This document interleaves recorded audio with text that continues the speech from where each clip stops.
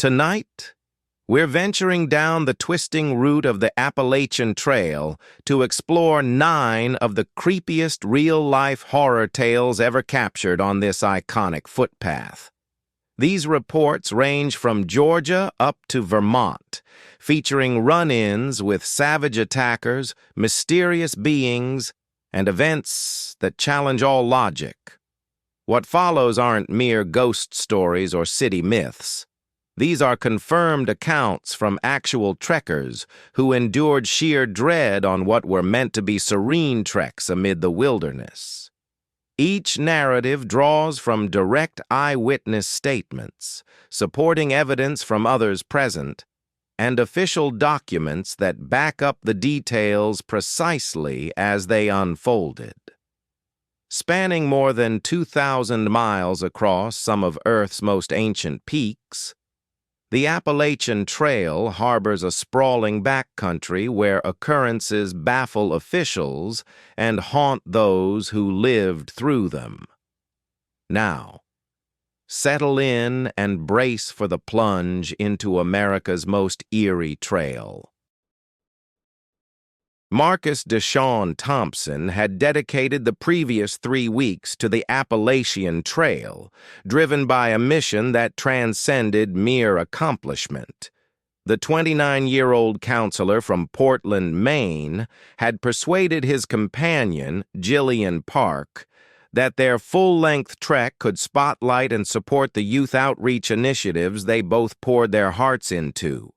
Each mile they logged symbolized optimism for children facing despair.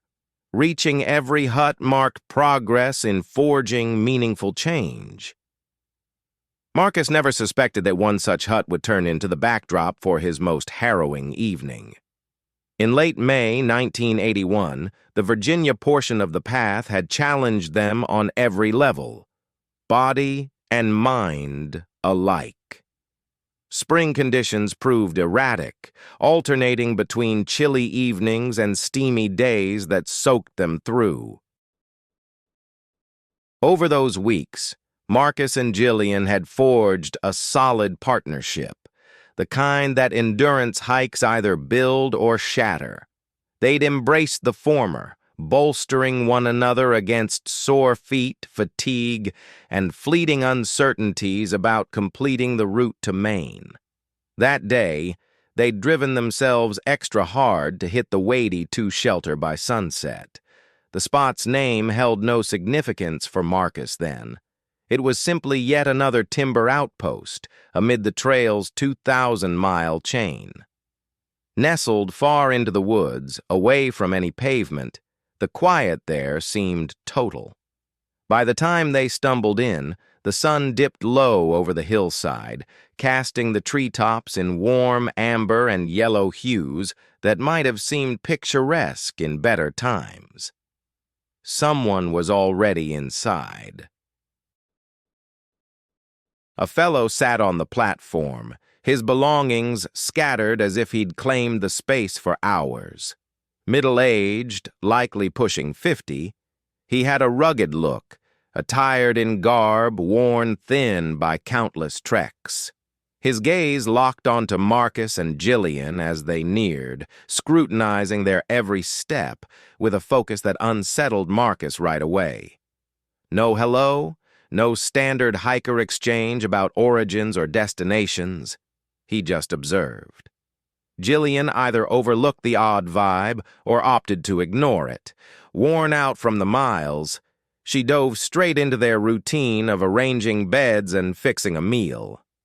Marcus pitched in, though his focus kept pulling toward the silent stranger who'd uttered nothing yet. The quiet lingered, interrupted solely by their rustling and the far-off chirps of dusk birds roosting overhead. With night closing in, the chill set fast. Marcus kindled a modest blaze in the front fire ring, figuring the glow and heat might dispel the unease knotting his gut. At last, the man broke his hush, his tone gravelly and subdued, inquiring about their endpoint. Marcus replied courteously, outlining their goal of Catachan in Maine and the charity fueling their steps. The man took it in stone-faced, then turned to Jillian with questions about her years and hometown. The phrasing of it prompted Marcus to edge nearer to her, an urge to shield her that he couldn't fully pin down. The exchange fizzled out just as abruptly. Back to muteness the man went, yet his stare remained restless, probing, assessing. Marcus proposed grabbing some dinner and hitting the sack early, suddenly anxious for the hours to slip by so they could hit the trail at dawn. Jillian nodded in agreement, though her expression showed confusion at his haste. They consumed their dehydrated rations amid an almost total hush. The clink of utensils against foil packets echoing sharply through the still woodland. Marcus was just wrapping up the food storage and the bear lines when the stranger rose abruptly. The motion was sharp and intentional, causing every fiber in Marcus's frame to go rigid. The intruder stepped to the platform's rim and gazed into the blackness for what seemed an eternity. He pivoted back toward them, and in his gaze, Marcus spotted a chill that froze his veins. No trace of empathy, no flicker of kindness, merely a cold hunter's evaluation.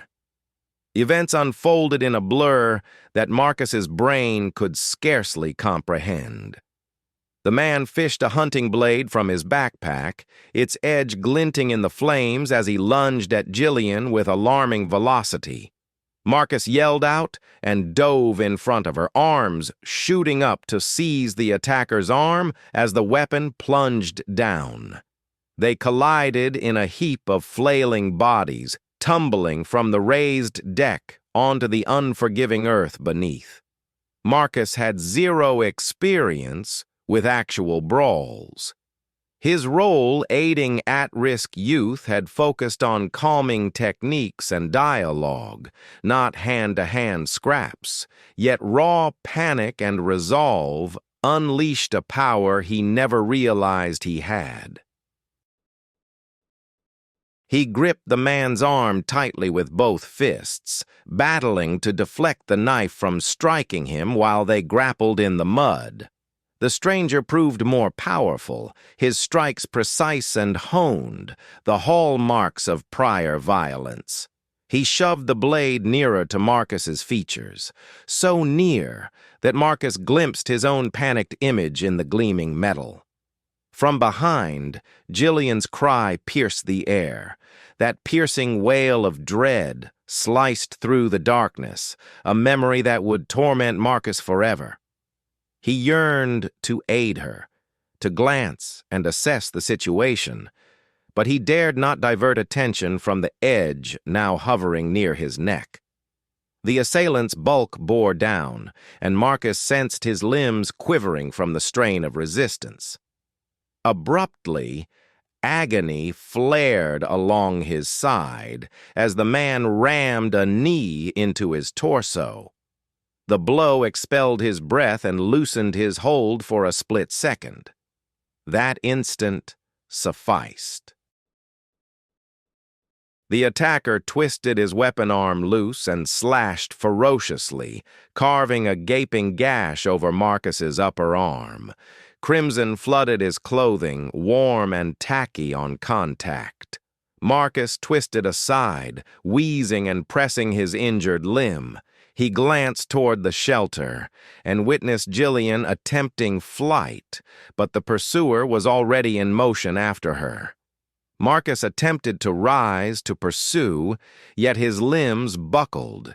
He resorted to dragging himself forward, smearing red streaks across the leaf-strewn ground, tracking the echoes of her cries as they ventured further into the trees. The yells ceased abruptly. The ensuing quiet was more harrowing than any clamor he'd known. He persisted in crawling, tears streaming now, shouting Jillian's name into the void. Each shift sent fire through his arm, and he felt his vitality draining as the bleeding persisted. He lost track of time amid the horror and torment. At last, his fingers brushed something icy and damp. A creek. Marcus hauled himself to the flow and gulped the water, then compelled his body upright. Rescue was essential. He needed to alert authorities to the horror. Leaning on trunks for balance, he lurched onward through the underbrush, disoriented about the path to the main route. His sole drive was to press on, endure, and ensure no one else suffered Jillian's fate. As the sun crested, Marcus crumpled onto an unfamiliar segment of path. A couple of day hikers discovered him there shortly after, semi-aware and drenched in gore. They summoned aid, and before long the woods buzzed with rangers and law enforcement. Amid surges of agony and fatigue, Marcus recounted all he recalled. He detailed the stranger's appearance, the outpost, the assault, and the way Jillian had fled. By late morning, the search parties located her. Marcus lay in the medical center when they informed him. Under sedation, yet alert enough to grasp the news. His trail companion and companion had perished in the darkness. The killer had inflicted numerous stabs and dumped her remains in a gully a quarter-mile from the site. She had resisted fiercely, officials noted, as though that offered solace. It brought none. The probe uncovered that the perpetrator had roamed portions of the Appalachian Trail for months, hopping between huts, observing trekkers, and biding his time. 2 prior incidents had surfaced the year before. Solo female hikers who fled. One gravely wounded. The assailant had established a routine, selecting isolated campsites, preying on solitary trekkers, and vanishing into the expansive backcountry before law enforcement could mobilize. His campsite was discovered deserted close to a highway intersection in North Carolina, long after the assault occurred, several weeks in fact. Within it lay belongings belonging to various trekkers, mementos stolen from those he'd harmed, names that Marcus would eventually uncover. Certain incidents had gone unreported entirely, dismissed by the victims as mere eerie brushes with danger or too terrifying to disclose. The perpetrator himself eluded capture forever. He melted away into the peaks like a ghost, bequeathing nothing but the shattered remnants of the existences he'd ruined. Marcus endured a fortnight in medical care, mending from his wounds. The bodily injury mended, but it etched a permanent gash along his shoulder blade. The mental scars ran infinitely deeper. He wheeled himself to Jillian's memorial service, averting his gaze from her relative's stares, tormented by the fact that he'd pulled through while she hadn't. That remorse gnawed at him inexpressibly, even amid sessions with specialists aiming to unpack the ordeal. The Appalachian Trail remained unfinished for him. The mere idea of venturing back into those ridges sparked an overwhelming dread, so intense that even images of the untamed landscape made his breath catch. The charity drive for the kids' initiatives proceeded in his absence, with others championing the mission Jillian had cherished. Back at his role in social services, Marcus was profoundly altered, a shift evident to all who knew him, yet impossible for anyone to remedy. Time wore on.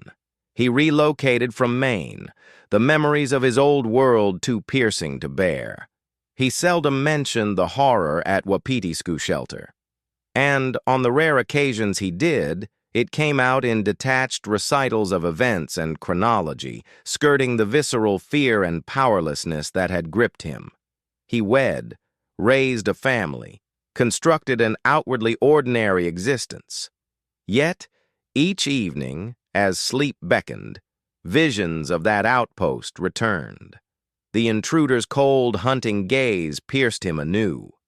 Jillian's cries pierced the night once more, and nightly, echoing his daily torment since that May evening in 1981, he pondered why fate had spared him but claimed her. The sheer arbitrariness tormented him beyond any dream's shadow. A single twist of fortune, a split-second choice to resist rather than cower, had sealed their fates amid those shadowed Virginia forests. Marcus never uncovered the attacker's true identity. The probe stalled, the file lingering unresolved yet dormant through the decades. Occasionally, he'd scour the internet for reports of comparable assaults along the Appalachian Trail, hunting for signs that the fiend persisted, still stalking. He unearthed far too many accounts, narratives of brutality and dread on a path revered by most as an emblem of serene landscapes and tranquil retreat. Marcus understood the truth. He recognized the perils lurking in those outposts, amid the foliage, across the boundless, nameless wilds where aid lay distant by hours or days.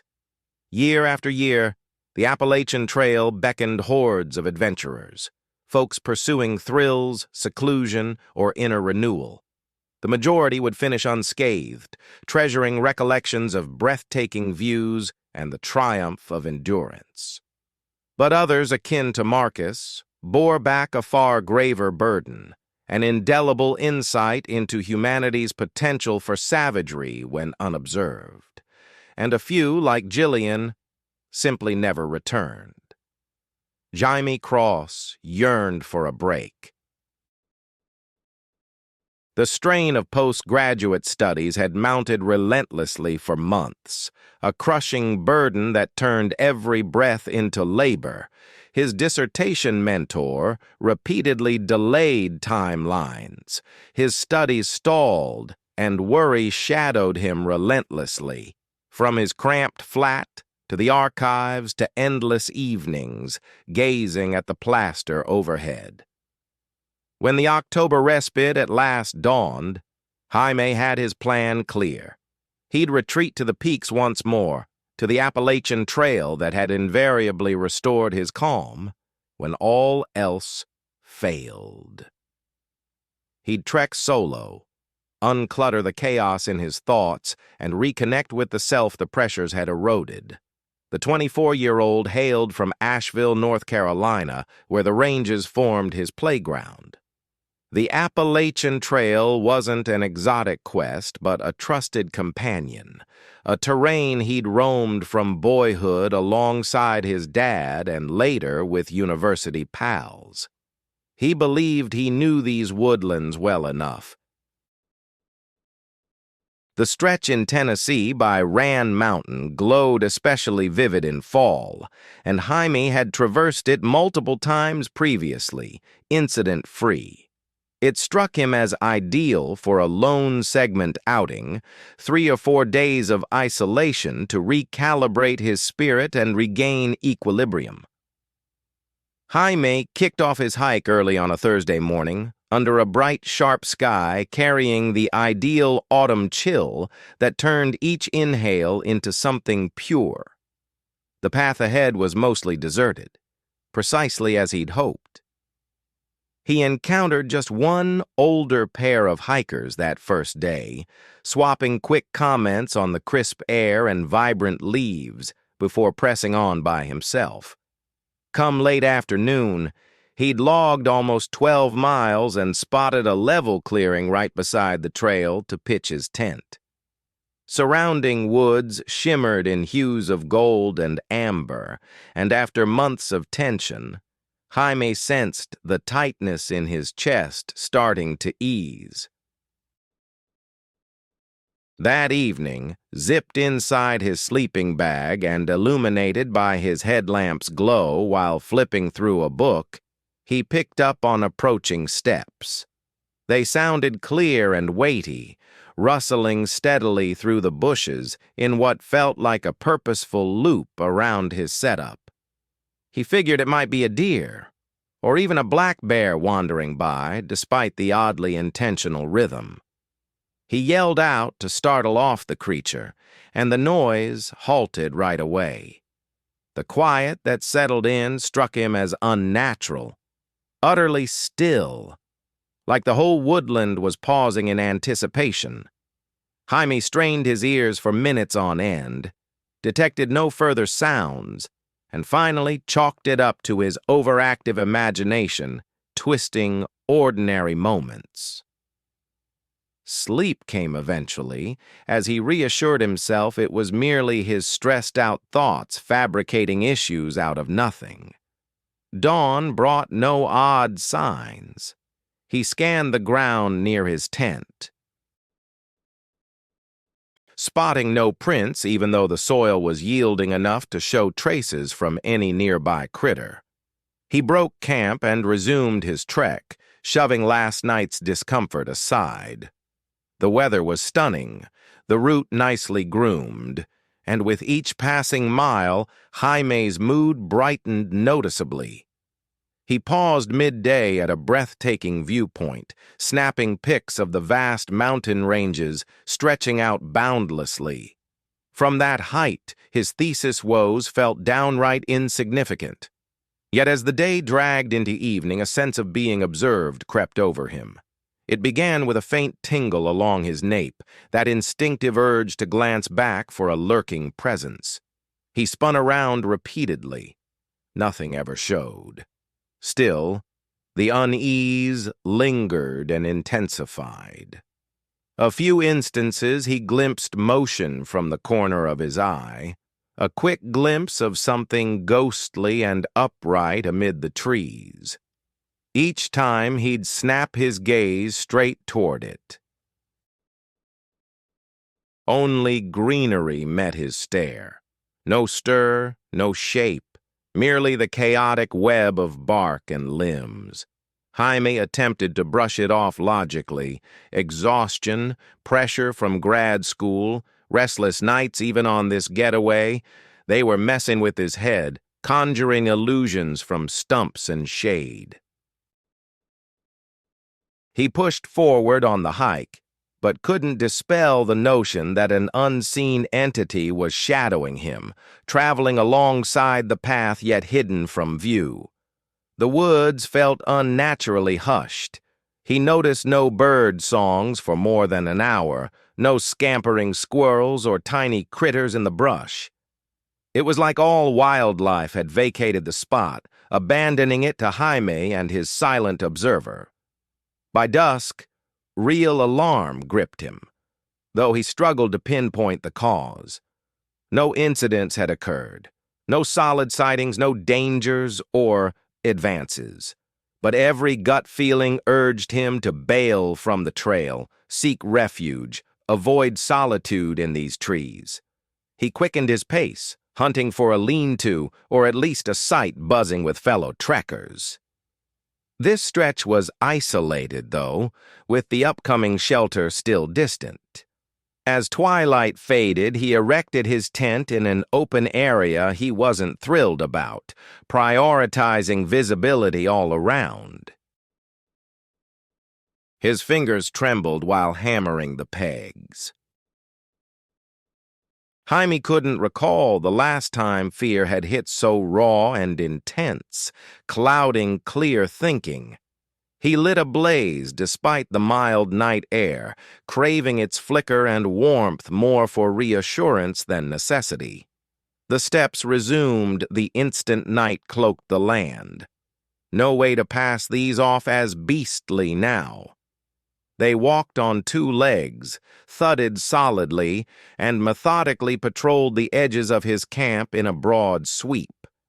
Jaime remained rigid beside the flames, gripping his headlamp in one fist and bear spray in the other, following the audio as it prowled the timber. It looped repeatedly, staying at least 30 feet out but refusing to drift off, merely orbiting, ceaselessly, like it was scrutinizing him or biding time. Jaime bellowed into the void, his words fracturing under panic. He challenged the identity of the intruder, warned of involving rangers, claimed he carried a weapon despite the lie. The steps ceased. The ensuing hush was deafening. Jaime's pulse thundering audibly in his head. He held still, breaths shallow, listening intently for any clue to the entity's retreat. He caught the sound of breathing next. It originated right ahead of him, maybe 20 feet distant, right at the fringe of his campfire's glow. The noise was ragged and moist, like air forcing its way past a malformed windpipe. Jaime swung his headlamp in that direction, but spotted empty space. The respiration persisted, calm and unwavering, emerging from thin air. His logical side argued it couldn't be real. Probably some unseen creature or the rustle of breeze in the foliage. But Jaime was familiar with winds and wildlife, and he recognized with chilling clarity that this was something else entirely. A flicker of motion appeared in his peripheral sight. He whipped the beam around and briefly illuminated a sight that chilled him to the core. It loomed high, unnaturally so, erect between a pair of trunks. Its flesh gleamed ghostly pale in the shadows, drawn taut across a spindly skeleton that appeared too frail for such stature. For an instant, before the light fully hit it, Jaime glimpsed its head, or the void where features ought to be. No discernible traits, merely a smooth sheet of ivory that absorbed the illumination instead of bouncing it back. Then it vanished, not retreating or hiding, simply erased, as though it had never existed. Jaime trembled violently, struggling to keep his headlamp from wobbling. He stumbled back into his shelter and fumbled the zipper closed with quivering hands, fully aware that flimsy nylon offered zero defense against a true threat. Curled inside his bag, still dressed with boots laced, he gripped the bear spray and his useless phone. No bars deep in these peaks. Footsteps echoed once more. They were nearer, patrolling just beyond the tent walls in that methodical, unhurried loop. Jaime heard twigs cracking beneath heavy steps from whatever lurked outside. The wheezing breath grew more intense, almost eager. A drag rasped along the tent's flank, a deliberate grinding scratch from what might have been talons or worse. The material strained where it made contact, and Jaime stared in dread as elongated, slender shapes like digits bulged against the fabric. Frozen in place, every fiber rigid with fright, he could only lie there, ears straining, eyes fixed, as the entity prowled around his sight through the interminable darkness. It halted at intervals, motionless for long stretches, and Jaime sensed its gaze piercing the barrier. It was aware he lay alert. It relished his panic, feeding on it slowly. The sky lightened at last, tortuously gradual. When sunlight first pierced the woods, the thing beyond Jaime's tent withdrew at leisure, steps fading without haste, as if the nocturnal harassment had merely run its course with daybreak. Jaime lingered inside for a full hour before venturing to open the flap. The dawn sparkled crisp and ordinary. Avian calls filled the air anew, the woodland utterly benign. No prints encircled his setup, no snapped limbs, no signs of intrusion whatsoever. He stuffed his equipment away swiftly, fingers unsteady, operating on fumes of shock and fatigue. That day, he trekked 18 miles non-stop, pausing solely for sips, driving himself relentlessly to escape that trail stretch. Fellow trekkers crossed paths heading the other way, easy-going and upbeat. But Jaime lacked the voice to alert them to his ordeal. How to describe the inexplicable? By dusk, he reached a highway junction and thumbed a lift to the closest settlement. In a roadside eatery, he eavesdropped on a pair of long-distance walkers chatting about the Ran Mountain zone. One referenced the ashen silhouette offhand, like pointing out scenery. His companion agreed with a sage nod, adding that his partner had encountered the identical form a year prior. A towering, whitish form observing from the woods and shadowing trekkers over great distances until it faded away. They treated it like folklore of the region, odd yet commonplace, just an oddity of these ridges. Back home, Jaime uncovered more tales digitally. Threads and journals from trekkers detailing parallel brushes on that Appalachian trail segment. One lady tailed relentlessly for 3 days. A duo who viewed the ghostly form rooted in the path at midnight. Statue still. A lone adventurer who quit his end-to-end journey after nocturnal gasps near his bivouac, only to discover bare ground come morning. Reports stretched over years, dotted through various trail sites and boards, all recounting the core phenomenon. In the depths of those mountains, an unseen presence observed, trailed, and instilled fear, yet it always stopped short of outright danger. Jaime avoided that stretch of the trail from then on. The next year, he completed his master's degree, left Asheville behind, and attempted to rediscover his passion for hiking in busier, less remote spots. Still, the ordeal altered him profoundly, in manners he found hard to express. The wild no longer brought him total comfort. He couldn't escape the persistent sensation of eyes on him whenever he entered thick woods. His logical side kept arguing for a rational cause, maybe a trick of nature or a mental glitch explaining the events. Yet, in the quiet hours of insomnia, when his thoughts returned to that October weekend, Jaime recognized the reality. An entity dwelled in those peaks. Ancient and deliberate, it shunned visibility but craved acknowledgement. For motives beyond his grasp, it had selected him, pursued him with purpose and awareness, and released him solely on its terms. Jaime had set out on the Appalachian Trail, hoping for solace and relief from his restless thoughts.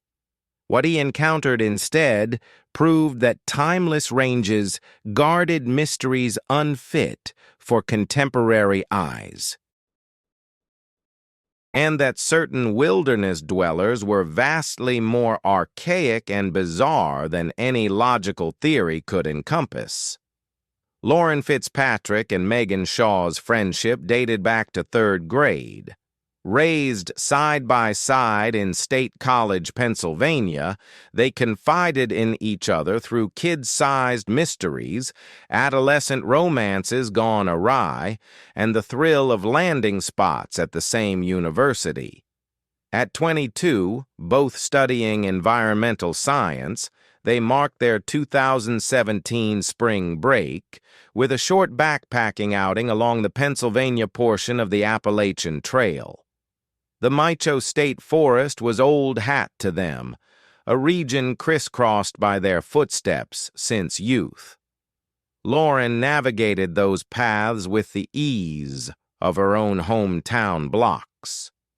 They launched their trek on a crisp Friday morning in March, conditions ideal for the outdoors, brisk without chill, under bright skies as early spring teased the leafless branches.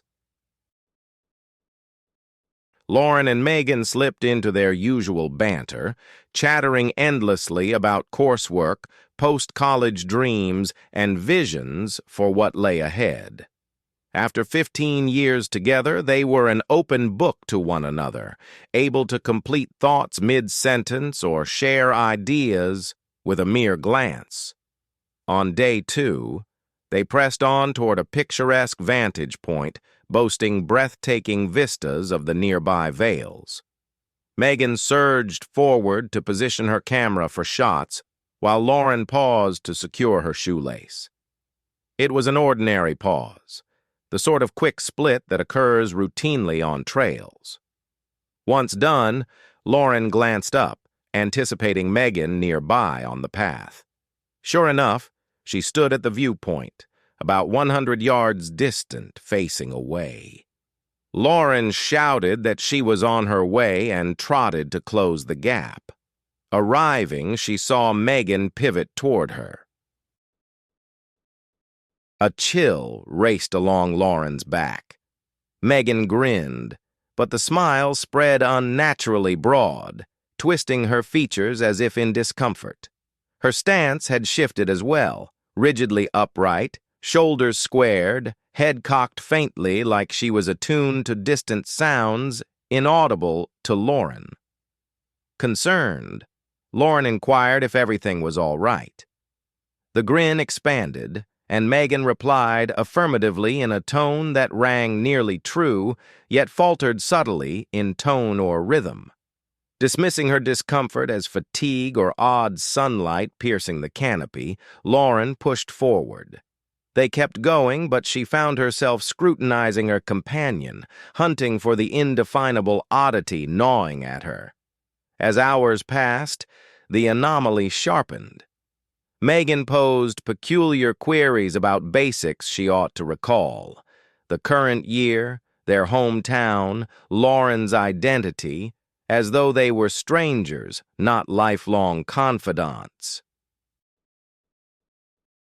Her gait altered too, each motion calculated and stiff, like she pondered every stride instead of flowing instinctively. Around the campfire that night, Lauren confronted it head-on, wondering if illness had struck, if the overlook had triggered something, if they should turn back for medical help. Megan met her gaze with eyes that appeared empty, yet piercingly intent. She insisted all was well, nothing amiss, that Lauren was overreacting, but the words fell monotone, stripped of Megan's typical lively wit and affection.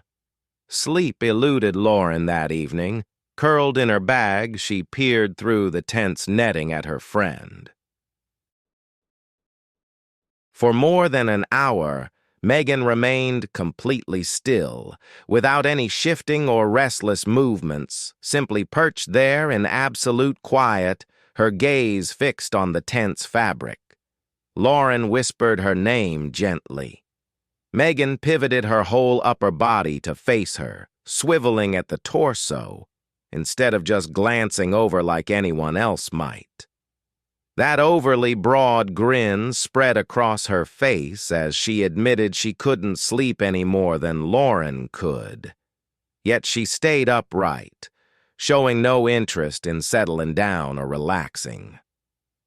Just past 3 a.m., the sound of the tent's zipper pulled Lauren from her shallow doze. Keeping her eyelids cracked just enough, she peered out from under them while Megan slipped outside and rose to her feet. Lauren figured she'd head to the outhouse or check the food storage, routine stuff for a night in the woods. But no.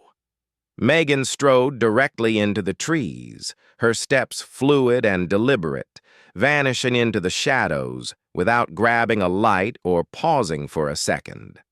Lauren lingered inside for a few tense minutes, debating whether to trail after her or hunker down securely. With no sign of Megan coming back, panic edged out her wariness.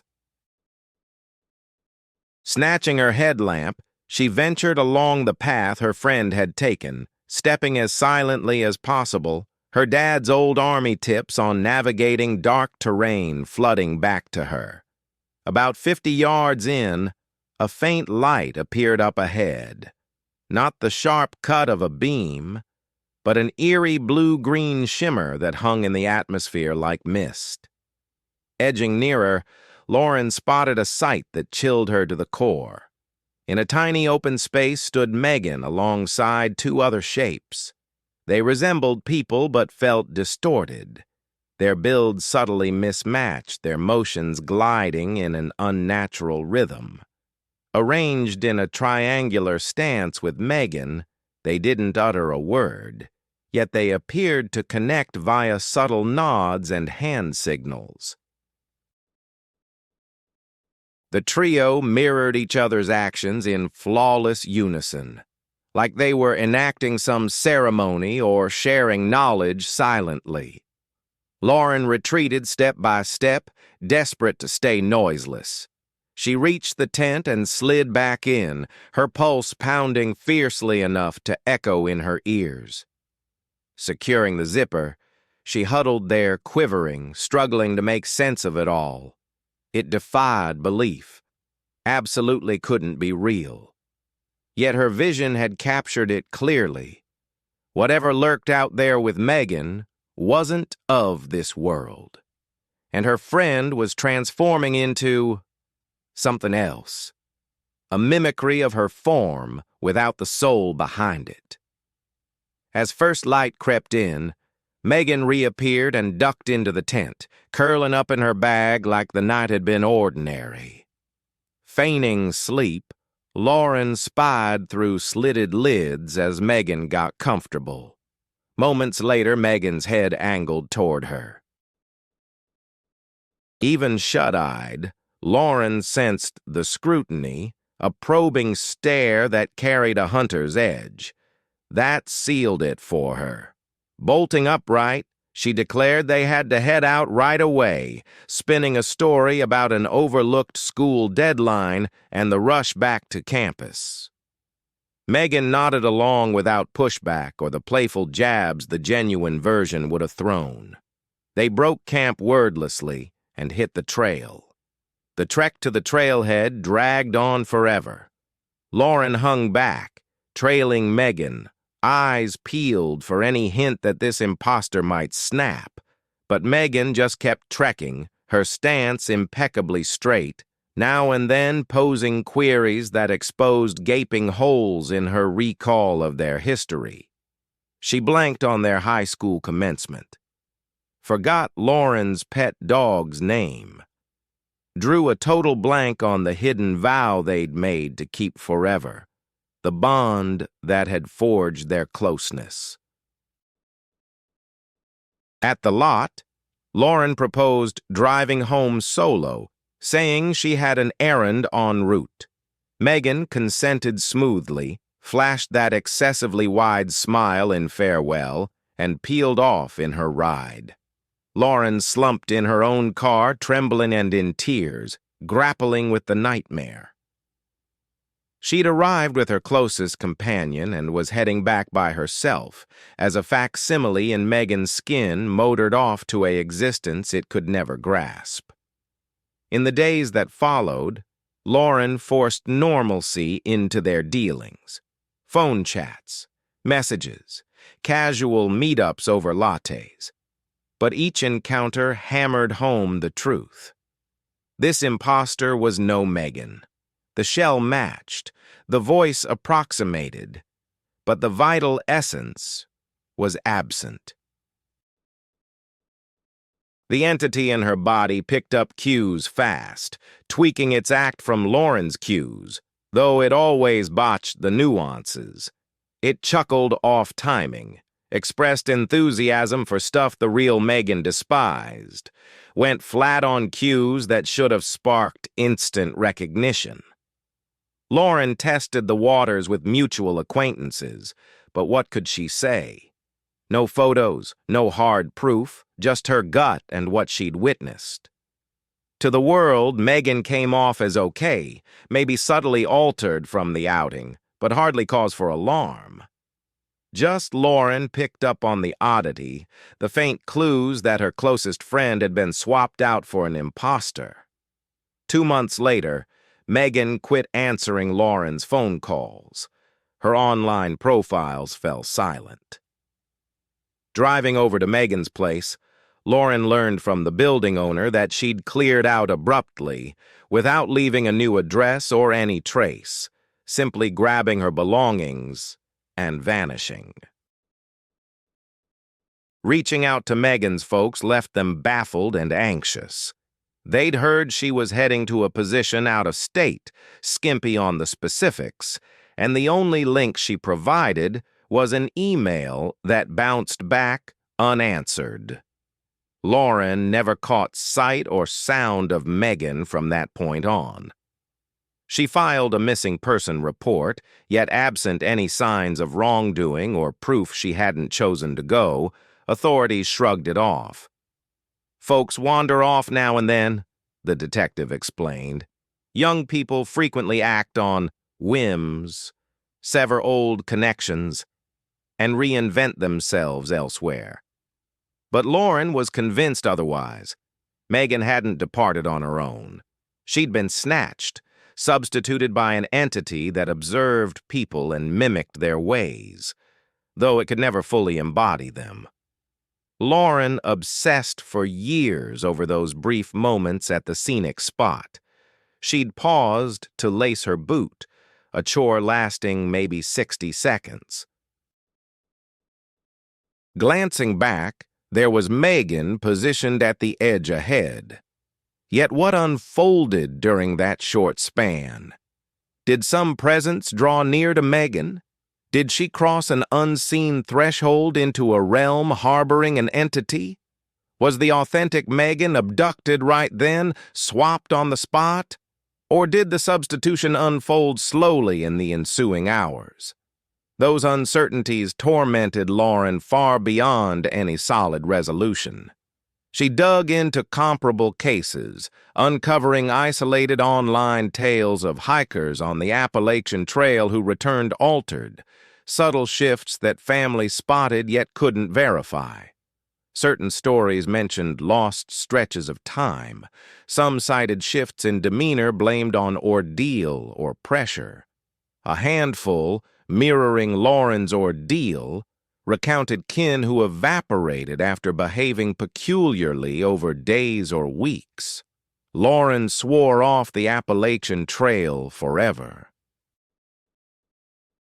The forests that once seemed welcoming and known now loomed as ominous, spots where the divide between everyday existence and the unknown thinned perilously. She pondered how often trekkers on those paths didn't come back, supplanted by facsimiles that appeared human, yet weren't.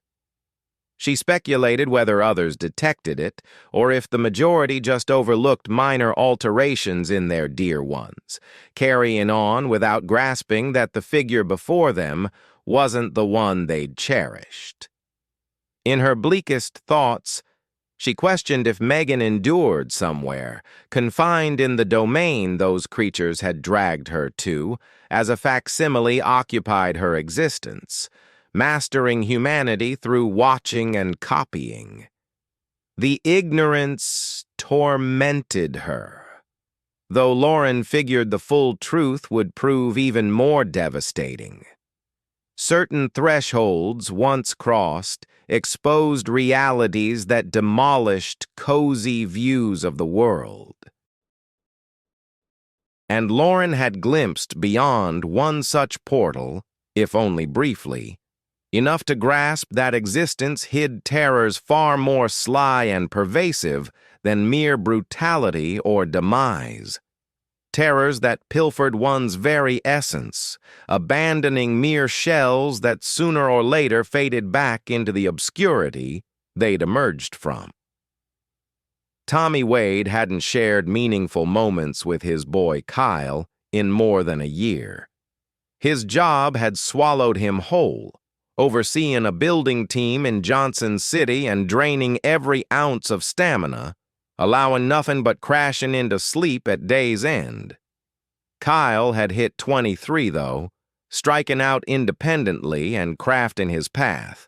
It struck Tommy sharply that without carving out time soon, the chance could vanish for good. Thus, when Kyle proposed an extended getaway trekking the Appalachian Trail, Tommy jumped at it without hesitation. Though he held no real fondness for roughing it outdoors or long walks, this mattered for bonding, for mending a bond he'd allowed to wither from inattention. They settled on the Max Patch stretch along the North Carolina-Tennessee line, famed for its sweeping treeless peak and easier slopes. April 2015 marked the trip, soon enough to dodge the throngs, but past the raw chill for decent conditions. At 52, Tommy wasn't as fit as in his prime, but he resolved not to drag Kyle's pace or gripe about the exertion.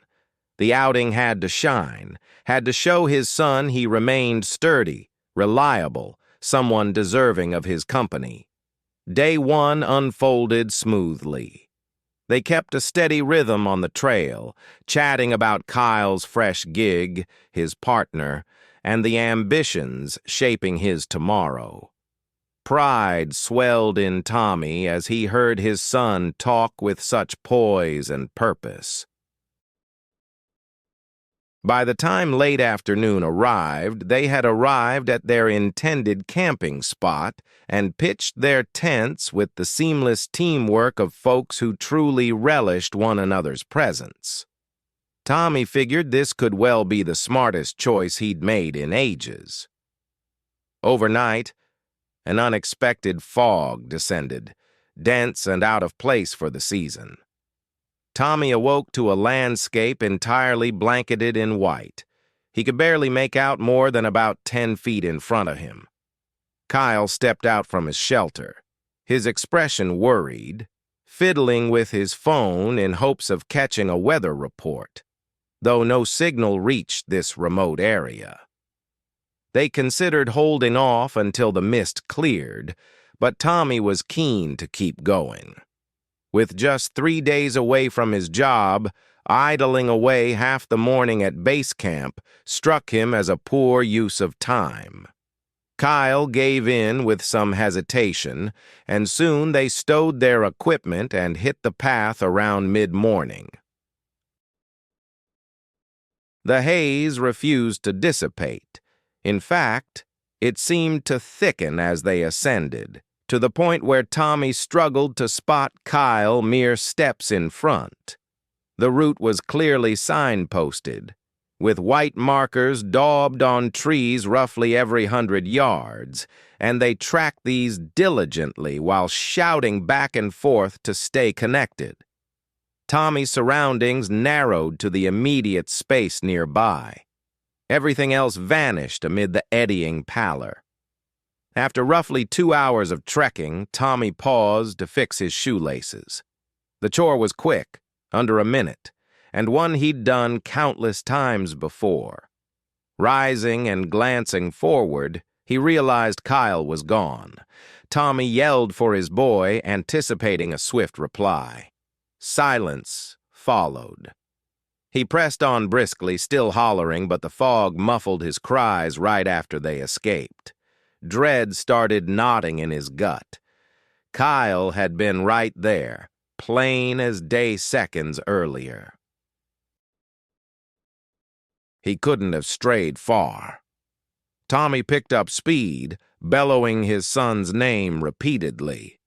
The path felt off somehow, more constricted than before, the markers tougher to locate. He reassured himself it was mere confusion, the mist distorting his senses.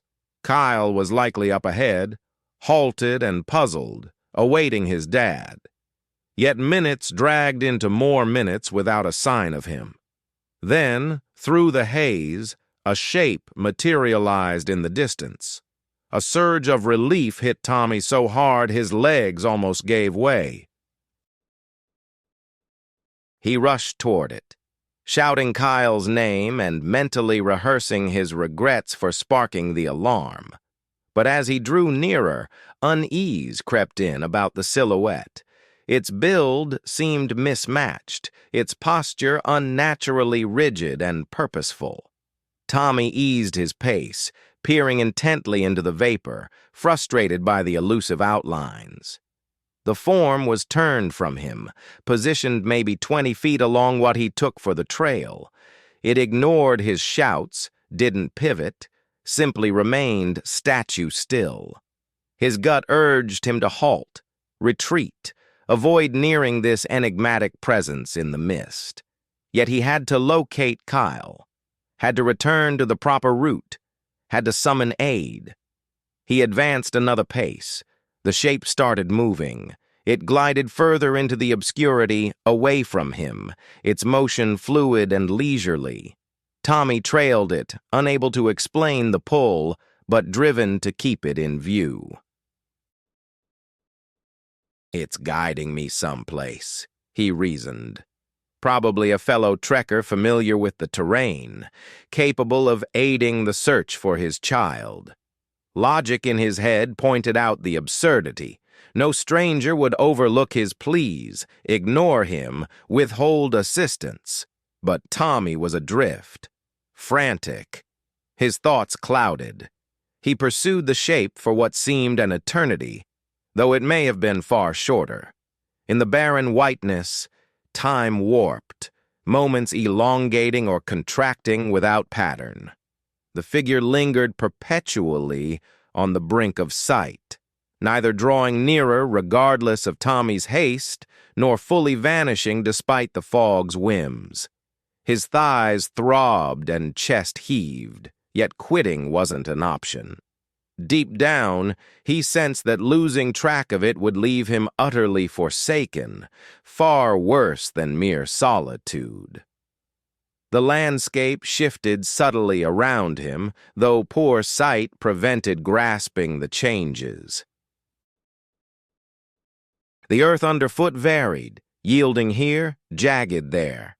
He tripped on unseen hazards, steadied against abrupt tree trunks emerging from the gloom. His sensible side now roared that grave peril loomed, imploring him to cease, rest, await rescue. But his form pressed onward, chasing the unmoving, unheeding specter. At last, the figure halted. Tommy did likewise, gasping raggedly, his frame quaking from fatigue and terror. The shape loomed still ahead, back turned, providing neither reason nor direction. Tommy attempted words, to plead for aid, to question the chaos. His lips parted, yet silence hung heavy. No words escaped. His tongue lay heavy and limp in his mouth. Though the air dripped with dampness, his throat tightened and parched. The shape started to pivot. Tommy remained frozen, eyes fixed as it gradually swung around to confront him. The mist concealed its face. No details of its form pierced the haze. Still, its gaze settled on him like an oppressive force, squeezing his ribs and back, stealing his breath. Utter quiet reigned, shattered solely by the thunder of his pulse echoing in his head. Then came the blaze of white, not misty pallor, but a blinding, scorching light that wiped away all traces. No sense of direction, no feel of his limbs, no grasp on time or place. Tommy sensed himself plummeting, even as he recognized he hadn't moved. The feeling dragged on eternally, yet flashed in an instant. Time warped, expanding and contracting beyond the ordinary world. Suddenly his eyes fluttered. The mist had vanished. The sun dipped toward the horizon. Dusk rushed in. There he was on the Appalachian Trail, the iconic white mark stark on a nearby tree trunk. His wristwatch was stuck, pointers locked at 2:47 p.m. His cell had gone lifeless, though he'd topped it up that dawn. His muscles screamed like after endless miles of grueling trek without a break. Kyle burst onto the path, sprinting his way. Worry and joy warred on his features. He seized Tommy's arms, giving a light jostle, pressing for answers. Where had he vanished to? What on earth occurred? Tommy struggled to recount the haze, the silhouette, the pursuit into the void of white, but his account spilled out muddled and fractured. Kyle spoke in a rush, phrases overlapping, and bit by bit Tommy pieced together his son's frantic tale. 7 hours had slipped away. Kyle had paused upon noticing his dad lagging, lingered 5 minutes, then doubled back. He'd combed the spot of their split, shouting for his father, discovering nothing. He'd trekked to a signal zone and summoned aid. Authorities were alerted. Park rangers en route. On his return to the last sighting, Tommy had materialized right there, rooted in the trail's center, as though he'd never strayed. To Tommy, those 7 hours were a blank. His ordeal clocked maybe 45 minutes tops, from lacing his shoe to snapping back to the present. He pushed to convey this to Kyle, to sketch the misty entity, to convey the eerie unease still gripping his core. Kyle absorbed it with mounting unease, torn between believing in some profound mystery or dismissing it as simple. My sure and confusion now filled with imagined details to bridge the void. The Rangers reached them after an hour. Polite yet detached, they handled Tommy with the gentle wariness given to those possibly in mental or physical distress. They probed about blows to the head, any drugs in his system, his mindset prior to vanishing. Tommy replied honestly, aware his tale rang like delusion. Hiker adrift in fog, time unspools, reappears dazed with a stalled clock and lifeless device.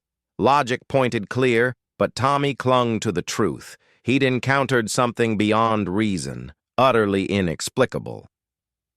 They descended that night, cutting the outing short by 2 days. Tommy's watch stayed broken forever, no matter the experts who examined it. Gears intact, power source good, yet the pointers refused to budge. His phone flickered alive eventually, but its display lagged the true hour by precisely 7. Kyle dodged the topic thereafter, broaching it only if prodded by Tommy, and even then with evident discomfort over his dad's alleged encounter. Tommy threw himself into probing vanishings along the Appalachian Trail. The volume shocked him, far beyond what made sense for such a popular groomed route. Folks dropped out of sight often. A few resurfaced after days or weeks, minds erased of the interim. Others stayed gone for good. Several recounted parallels, trailing shadows in mist or shadow, time dissolving, an inexorable tug into the unknown. These reports dotted decades and stretches of trail, too sporadic for deep scrutiny, yet too numerous for chance alone. He unearthed even ancient yarns, predating the trail itself, from eras when the ridges were untamed frontiers, scarcely mapped. Indigenous folklore from Native Americans described ethereal beings that misguided wanderers, snatching away their time and recollections in the liminal zones, bridging our reality and another realm. Colonists from Europe shared comparable stories, recounting enchanted paths and spectral glows that enticed the heedless into domains defying everyday laws. Tommy swore off the Appalachian Trail for good after that ordeal. The thought of venturing back into those peaks was unbearable. He dreaded another run-in with that shadowy form, or the risk of trailing it to whatever mysterious destination it had beckoned toward. Occasionally, he pondered the outcome if he hadn't blinked at that precise instant. Had that pale glow not restored him to the ordinary world, might he have disappeared for good, joining the ranks of the lost? Would his son Kyle have endured a lifetime of uncertainty over his dad's fate amid those mist-veiled forests? Yet the puzzle that tormented Tommy above all wasn't the entity's true nature, though that alone filled him with dread. Far more bewildering was the reason for his freedom. An unknown force had robbed him of 7 hours, guided him across a terrain beyond conventional dimensions and chronology, only to release him unscathed. Not everyone escaped so lightly. Plenty had pursued like apparitions and vanished without a trace. Tommy searched in vain for any logic behind it. No rationale for his selection and subsequent reprieve, unlike those who were selected and retained eternally. Time marched on. Music removed per rules. Tommy left his job in construction, saw Kyle tie the knot and start a family. Outwardly, his days unfolded routinely. Still, he couldn't shake his fixation on those vanished 7 hours. On the silhouette that had pivoted toward him through the haze, on the instant when existence cracked open to expose an immense, unfathomable presence simmering just under the veil of the familiar world. And he remained profoundly thankful for the capricious choice that brought him back, sparing him the fate of countless others. Kay Brennan and her roommate Alicia from college had mapped out their segment of the Appalachian Trail hike right after spring classes wrapped up. As 19-year-old sophomores studying at the University of Vermont, they craved a thrill before heading home for the summer's remainder. The White Mountains in New Hampshire promised some of the trail's toughest and most stunning landscapes. So they picked a 5-day itinerary crossing Franconia Ridge, one of the most iconic stretches along the full 2,000-mile route. They set off on a bright July morning in 2016, backpacks laden with supplies and essentials, buzzing with the youthful thrill of exploration. The path teemed with fellow trekkers, which reassured Kay. Over the initial day, they crossed paths with scores of others, swapping hellos, trail aliases, and tips on nearby campsites. The camaraderie among hikers felt inviting and supportive, just as Kay had envisioned when pitching the idea. By day 2, though, Kay started spotting the same guy popping up in various spots. He seemed in his late 40s with rugged features and equipment that screamed experienced and cared for. Nothing about him screamed danger outright. He blended in as just one more outdoors man on a bustling section during high season. Yet his gaze unsettled her in an indefinable manner. Their initial encounter came at a creek ford early that morning. He lingered on the far side, neither wading through nor purifying water, simply observing as she and Alicia navigated the stones. Later, near midday at a overlook, they'd paused for snacks and snapshots. When Kay glanced back, there he was once more, about 30 feet off, ignoring the panorama to stare straight at her. That night, He beat them to the shelter they'd targeted, perched on the decking, his attention fixed on them as they picked spots to bed down and unpacked. Kay whispered her concerns to Alicia after dark, careful not to alert the cluster of strangers in the packed lean-to. She recounted the sightings, the prickling sense of surveillance, how he materialized at each of their halts.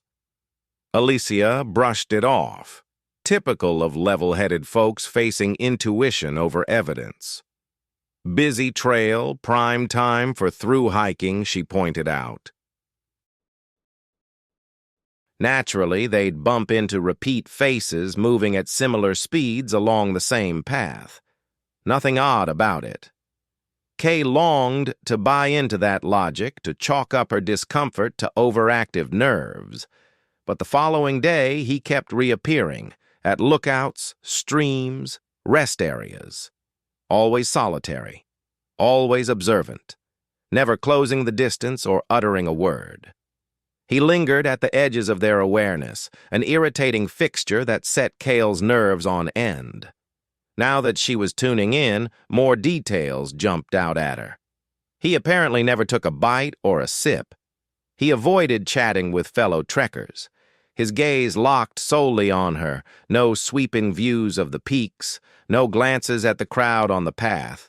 Just Kay, his stare fixed and relentless.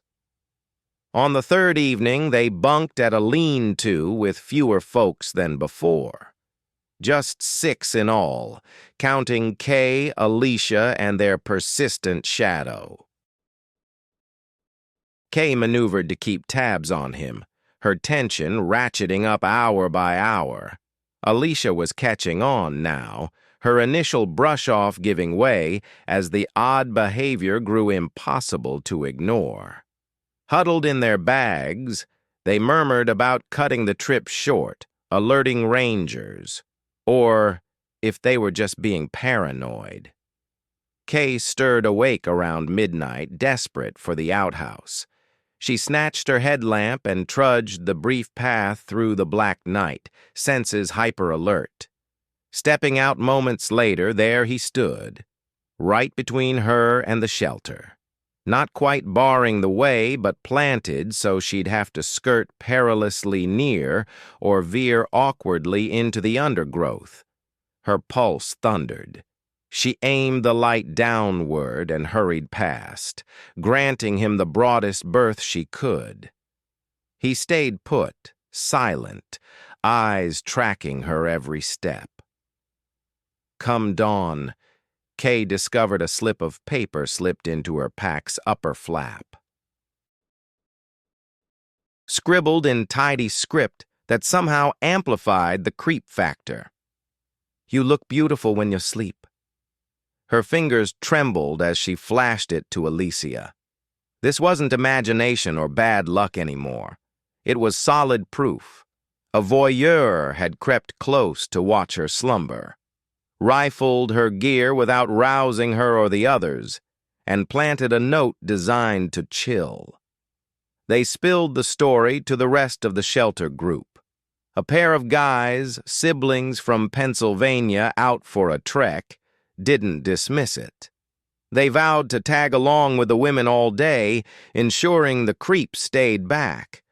Relief washed over Kay like a flood, stinging her eyes with tears. They packed up in a rush and hit the trail, the brothers shielding Kay and Alicia like a human barrier. The guy materialized within the first hour. He lurked off-path, not concealed, but not fully exposed, angled perfectly to observe their approach. One brother marched straight up, grilling him on tailing the pair of young gals. The reply dripped with eerie poise. He claimed he was safeguarding Kay, that she required his help, unaware for now, but destined to see it. He dropped her name, unshared by her. He knew her Burlington, Vermont roots. He rattled off her college concentration. He rambled on about her like an old flame, as if he'd woven into her world for ages, not shadowed her for a mere 3 days in the wilds. The brothers ordered him gone, warned of cops, even planted themselves as a wall between him and the women. He just smirked. They couldn't halt him, he said. No law nearby, and Kay was his property henceforth. Then he melted into the woods, not retracing the trail, but vanishing among the trunks like a local who owned the terrain. They pushed to the closest road access and dialed authorities. The reply was kind, but curt. No outright offense beyond invading her bubble. The note unnerved, sure, but lacked overt menace. Cops noted details, pledged to scout the zone, yet admitted the hurdles. The Appalachian Trail drew hordes annually.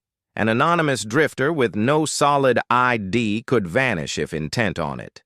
Kay and Alicia ditched the adventure. A lift took them to the closest village where they snagged buses home to Vermont.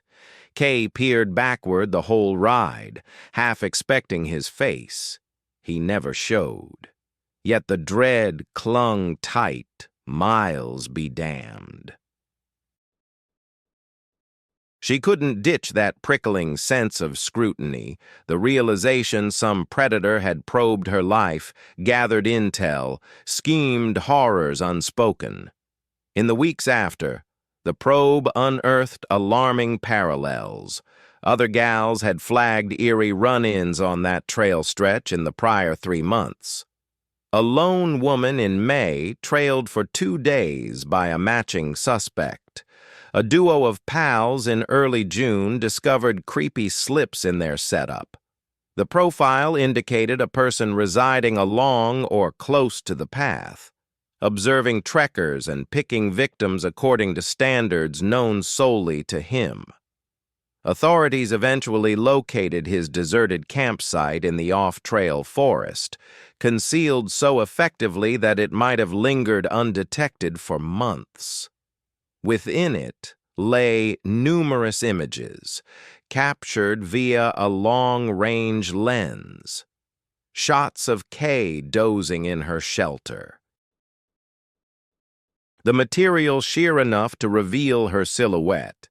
Kay having a meal at scenic overlooks. Kay purifying water by creeks. The pictures were meticulously arranged, time-stamped, and annotated with sites. Images of additional females appeared as well, unfamiliar to Kay. Everyone snapped surreptitiously, devoid of permission, yet the individual himself eluded capture. He melted away into the expansive backcountry of the White Mountains, as though he'd never been real.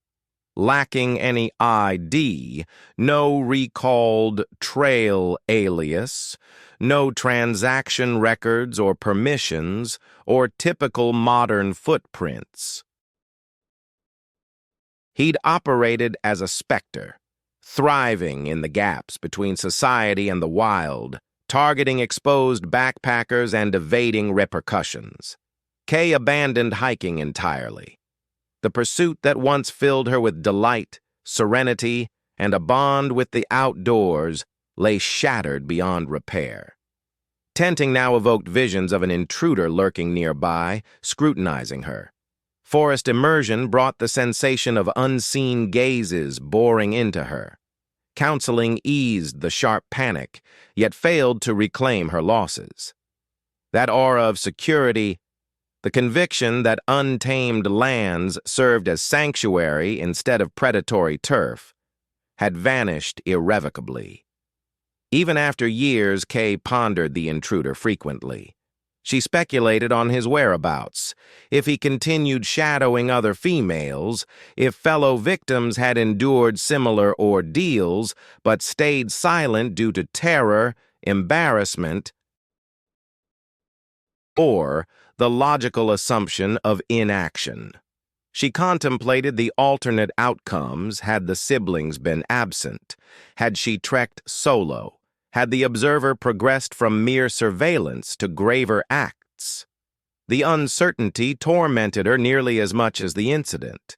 Kay lacked closure, retribution, or assurance the danger had dissipated. Somewhere the man persisted, harboring his fixation, his snapshots, and his delusion of ownership over Kay. All she could manage was enduring the awareness, the dread, and the persistent unease of observation. Regardless of elapsed time or distance from the peaks, Derek Hang craved a brief retreat from it all. His accounting business had hounded him mercilessly during tax period, building tension until clear thought escaped him. The 41-year-old Virginian from Richmond resolved that a solitary trek in Shenandoah National Park would provide the perfect reset. The Appalachian Trail segment weaving through the preserve felt like home turf, near enough for a Friday post-work departure and Sunday return, yet isolated sufficiently for true detachment from daily pressures. November hardly screamed prime hiking season in the Highlands, but Derek favored the quiet of off-peak journeys. He launched his outing on a Saturday dawn, breathing sharp chill air amid leafless trees that unveiled endless ridge vistas. Predictions hinted at afternoon showers, though Derek's reliable equipment left him unperturbed. Some precipitation would simply heighten the thrill. The deluge hit sooner and fiercer than expected. By midday, Derek trudged onward amid unrelenting sheets of water. Cooling temperatures heightened his hypothermia concerns without prompt cover. The upcoming official lean-to remained miles distant, unreachable before nightfall. Derek scanned for any rock ledge or cavern to ride out the tempest's peak. That's when the shack came into view. Positioned slightly aside the route, maybe 50 yards amid the trees, it peeked faintly through the haze and downpour. Derek consulted his chart, noting 0 mentions of constructions here. Shenandoah enforced rigid rules on park edifices, with sanctioned ones plainly indicated. Still, soaked and shivering, Derek grew urgent for respite. He resolved to check it out, reasoning he'd linger only until drier and the storm subsided. The shack was modest, a lone space build from ages past. Timber walls bore patina yet held firm, the covering sound despite evident wear. Astonishingly, entry proved unbarred. Derek paused at the threshold. Trespassing sat uneasy with him, but enduring the night's exposure felt worse. Derek shoved the door aside and entered the room. The sight inside halted him in his tracks. Nothing about the space felt right. The place was outfitted in a 1950s style, featuring era-specific furnishings, plates arranged on a sturdy timber table, and drapes covering the panes.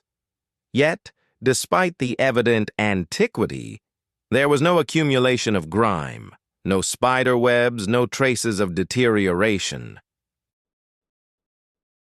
The atmosphere carried a musty scent, but it wasn't dank or rotten, like the structure had been airtight and maintained, not left to ruin. Derek spotted the timepieces right away. 3 hung on the walls, each in a distinct vintage design. They all displayed mismatched hours.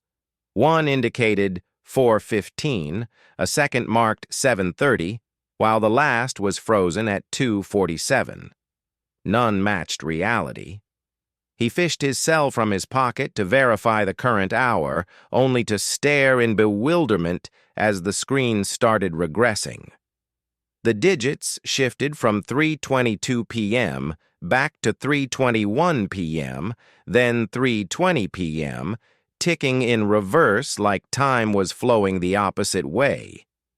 He let the device clatter onto the tabletop, and instantly it snapped back to normal, advancing to the accurate reading.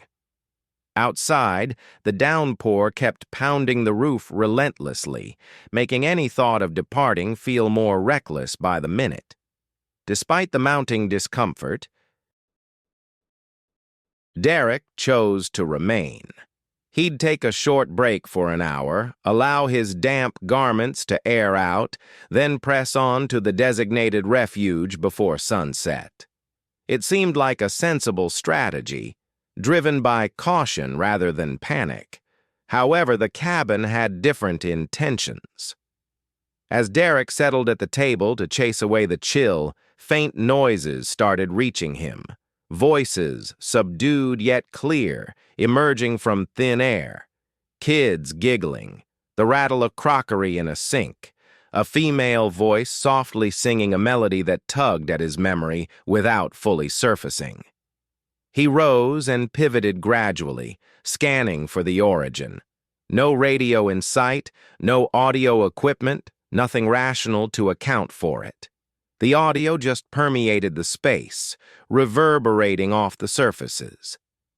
Derek approached the window and peered into the woods. The scene stole his breath. The woodland had transformed.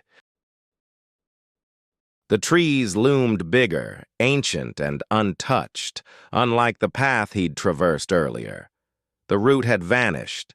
The greenery extended solidly all around, thick and wild, as if humanity had never set foot there.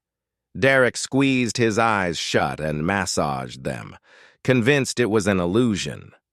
But on reopening them, the altered landscape persisted. Dread was swelling within him now, an icy conviction that this spot harbored something profoundly amiss. Snatching his phone and backpack, Derek resolved to bolt right then. Weather be damned. Yet as he spun toward the exit, a new detail rooted him to the spot. A photo rested on the mantel over the hearth, one he was sure hadn't been present upon arrival. It depicted a household, a couple, with their two small offspring, posed right outside this very dwelling. The image was aged and washed out, but Derek discerned their features sharply. They beamed with joy, oblivious to how, years on, an outsider would stumble upon their residence frozen in time like an exhibit. An urge drew Derek nearer to examine the photo in detail. He lifted it, scrutinizing the elements, desperate to grasp the nature of this sight and its purpose. That's when the voice reached him. A male tone laced with panic and haste, whispering straight into his ear despite the emptiness around. Get out before nightfall. This isn't for you. Get out before nightfall. The phrase looped, intensifying in urgency each cycle. Derek let the frame slip and dashed to the entrance. He yanked it wide and tumbled into the storm, heaving breaths as though surfacing from depths. The trees appeared ordinary once more, the path re-emerging amid the trunks. Derek avoided glancing behind. He trekked at a frantic pace, his weary frame protesting every step, focused solely on widening the gap from that unnatural refuge, heedless of the wet chill or any other discomfort. He couldn't recall choosing to doze off. Derek came to at the blare of his phone's alert, morning rays flooding through the glass. He lay sprawled on the boards by the table, his bag still strapped on. But the cabin had shifted by dawn. The pieces of furniture lay splintered and crumbling, the fabric strips dangled in shreds. The surfaces bore streaks of damp rot and fungus. The picture from the shelf had disappeared. What had seemed immaculate and timeless hours earlier now screamed of long neglect and collapse. Derek's device logged the right day, though the clock had surged ahead without reason. He'd programmed it for 7 a.m., aligning with his intended rest. But it now read 10:15. 3 hours had evaporated. He retained no recollection of them, no awareness of elapsed moments past a routine slumber. Trembling, Derek hoisted his load and fled the structure. The way forward lay precisely as expected, plain under the daylight. Derek raced back to his vehicle, almost jogging in his haste to flee the mountains and return to the sensible realm of highways, mobile reception, and logical architecture. Later that afternoon, when he alerted the park rangers about the cabin, they heard him out courteously, yet their replies indicated they believed he was either wrong or disoriented. There was no building in that spot, they assured him. The park maintained thorough documentation of all structures on its grounds, and none aligned with Derek's account. They proposed it could have been an abandoned hunter's stand, or maybe visions brought on by slight hypothermia from the chilly downpour. Derek demanded to go back with a ranger to demonstrate the cabin's reality. For hours they trekked, scouring the precise zone where he insisted he'd taken refuge. Nothing turned up. No cabin, no remnants of a base, no trace that anything had ever been constructed amid those trees. The ranger handled it gently, positing that fatigue and the elements had merged to forge an intensely lifelike illusion, though it wasn't genuine. Derek longed to accept that rationale. It beat confronting the truth he held deep down. Yet, Derek possessed proof the ranger couldn't dismiss. His smartphone still registered that 3-hour void in its records, moments etched in the gadget's history but absent from his own. His footwear bore dirt, unlike the local earth, where he'd supposedly wandered, and his garments, drenched upon entering the cabin, were utterly dry upon awakening, in spite of the damaged ceiling that ought to have allowed water inside. Derek steered clear of that trail segment from then on. He pursued his outdoor pursuits elsewhere, but Shenandoah remained strictly taboo in his thoughts. In the ensuing months, he delved into frantic research, hunting for any archival evidence of a dwelling there, any tale that could account for his ordeal.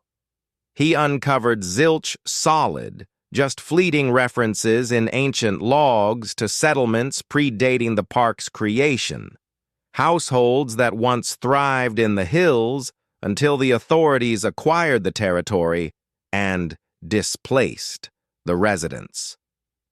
What tormented Derek above all wasn't the cabin's defying logic, or the vanished hours, or even the spectral murmurs. It was the caution he'd overheard, the urgent entreaty to depart before nightfall. Some entity or force had attempted to aid him, urging escape prior to whatever lurked in the darkness overtaking him. Derek had brushed off that alert, dozed off in a spot where rest defied reason, and surrendered 3 hours to an enigma beyond his grasp or description. He occasionally pondered what might have unfolded had he not roused at that instant. Without his timer yanking him to everyday existence, would he have lingered eternally in that frozen instant, trapped in the identical time warp ensnaring the cabin? Or would he have just vanished, one more baffling vanishing amid peaks that had devoured countless souls across the decades? Derek lacked resolutions. All he retained were inquiries, recollections, and the unyielding conviction that certain locales defy conventional time and dimension.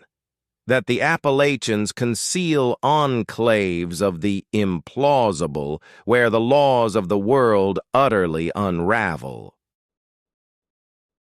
And he'd gleaned this lesson at a price that lingered in his wakeful evenings and persistent bad dreams, that no refuge guarantees protection, and no flight from the tempest always guides you to a desirable haven. Morgan Hayes was just 16 when her church youth group set up a trek on a Virginia stretch of the Appalachian Trail. It was meant as a faith-based getaway, an opportunity for the teens from Damascus Community Church to connect and rediscover spirituality amid the wilderness. 8 participants in all, ages 14 to 17, supervised by 2 grown-up chaperones who vowed it'd be a trip etched in memory. They proved more prophetic than they realized. The outing was scheduled for early June 2012, when temperatures would be mild without the summer swelter. They selected a path featuring Partnership Shelter, a sturdy spot close to a local landmark dubbed Screamer's Gap. At the outset, Morgan paid little mind to the moniker. Seemed like every Appalachian segment had some quirky label, often tied to terrain or bygone incidents, faded into obscurity. Their guide, Mr. Dawson, waved it off as regional folklore when a younger member queried it en route to the starting point. Day 1 on the path unfolded just as Morgan envisioned. The route was gorgeous, meandering past thick woods and sporadic openings revealing breathtaking panoramas of the valley underneath. The group remained cohesive throughout the journey, offering mutual encouragement during the tougher parts of the trail, belting out praise songs on their rests, and truly relishing the escape from smartphones, laptops, and the everyday hustle. By late afternoon, they arrived at the intended site close to the hollow, pitching tents in the allotted spot and fixing a meal as the sun dipped low in the sky. The hollow formed a profound dip in the earth, thick with trees and shaded more intensely than the nearby ground, even under broad daylight.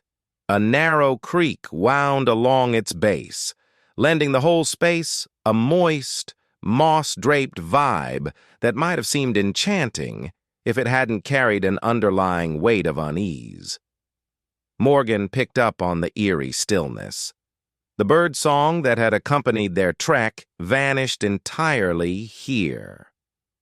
The typical rustles of bugs and critters in the bushes felt subdued, like the hollow swallowed noises instead of letting them bounce back.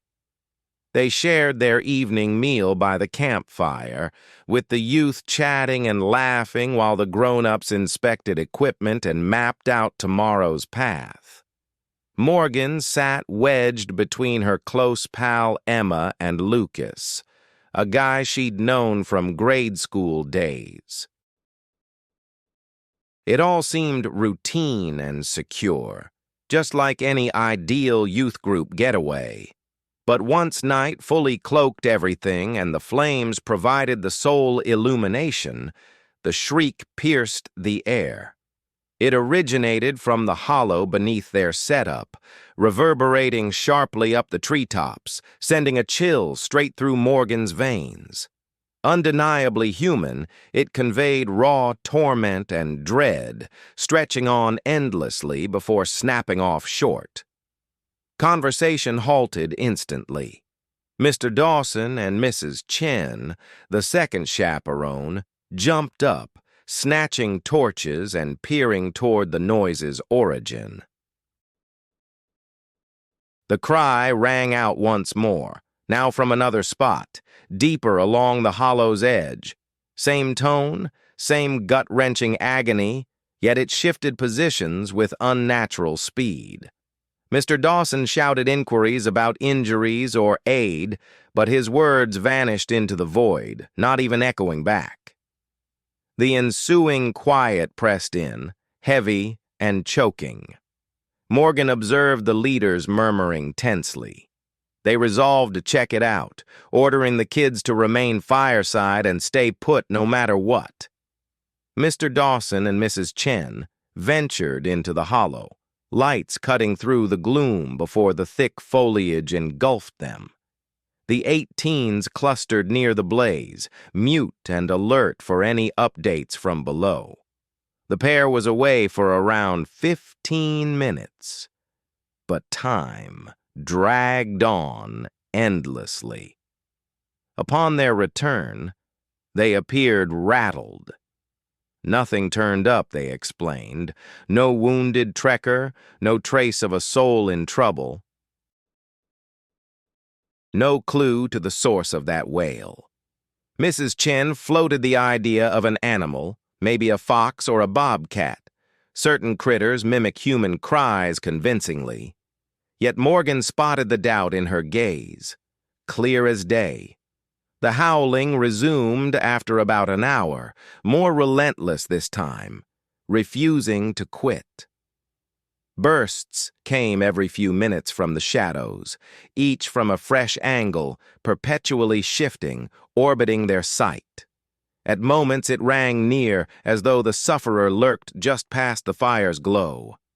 At others, it boomed from across the hollow, faint but piercing. Morgan clamped her hands over her ears, to no avail. The noise seeped through. Its timbre and force shifted. Shrill wails one instant, guttural moans of despair the next, evoking something scarcely mortal.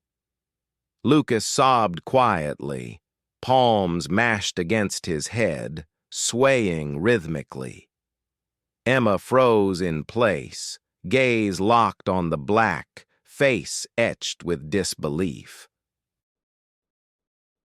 Sleep eluded them all through the night. The cries persisted till first light, pausing only briefly, forever relocating, always elusive. Mr. Dawson and Mrs. Chen kept vigil alongside, stoking the flames bright and doing rolls to confirm every one of the 8 was present. With the earliest rays piercing the branches, the screams ceased as suddenly as they'd begun. Relief washed over them, though it faded fast. As the group roused to gather gear and flee this haunted spot at top speed, Mrs. Chen tallied heads. 7 teens, she recounted, still 7. Lucas had vanished. Chaos gripped the bunch. They scoured the camp vicinity, yelling his name, rifling through each shelter. No Lucas.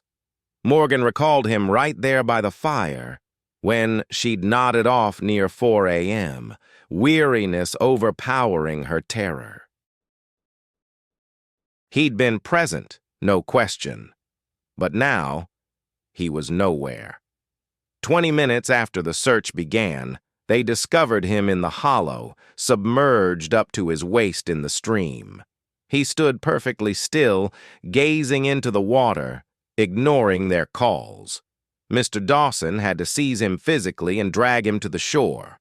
Lucas offered no opposition, yet provided no assistance, shuffling along like someone in a trance, his gaze vacant and far away. Once they had him out of the water and seated on solid, dry earth, he began to speak. His tone was monotone and devoid of feeling, more like a mechanical recitation than a dialogue. He claimed to have encountered the screamer. He portrayed a woman encrusted in mud. Her garments decayed and frayed into tatters, her features contorted in eternal torment. There were no eyes in her head, just hollow voids that somehow perceived everything, fixating on him with unrelenting intensity. She had summoned him. He continued, uttering his name in a timbre resembling his mother's, though it clearly wasn't hers. Drawn by her, he had descended into the hollow, toward the stream, where she extended toward him limbs that were mostly skeletal rather than substantial. Soon after sharing his account, Lucas slipped into a state of shock. Mrs. Chen, with her background in nursing, enveloped him in fresh garments and coverings as Mr. Dawson opted to cut short the remainder of the excursion. They hastily dismantled the campsite and trekked back that morning, propping up Lucas between them whenever he couldn't manage the path alone. The party reached the trailhead by midday and headed directly to the closest medical center. Lucas was checked in for monitoring, receiving a diagnosis of profound shock and potential hypothermia from his prolonged exposure to the icy stream. He remained hospitalized for 2 days, during which he uttered few words and evaded any talk of his vision or the impulse that led him into the water. Morgan and the rest of the young people faced inquiries from their parents and church authorities regarding the incident. They recounted the facts faithfully: the piercing cries, Lucas's vanishing act, and the scene they uncovered in the hollow. While most grown-ups acknowledged that a terrifying event had unfolded, they chalked it up to ordinary explanations, perhaps distorted by weary, panicked adolescents. A lone creature's nocturnal wail had unnerved the bunch, and Lucas, recalling his childhood episodes of somnambulism, had simply meandered away in a dazed condition. Yet Morgan recognized that narrative as flawed.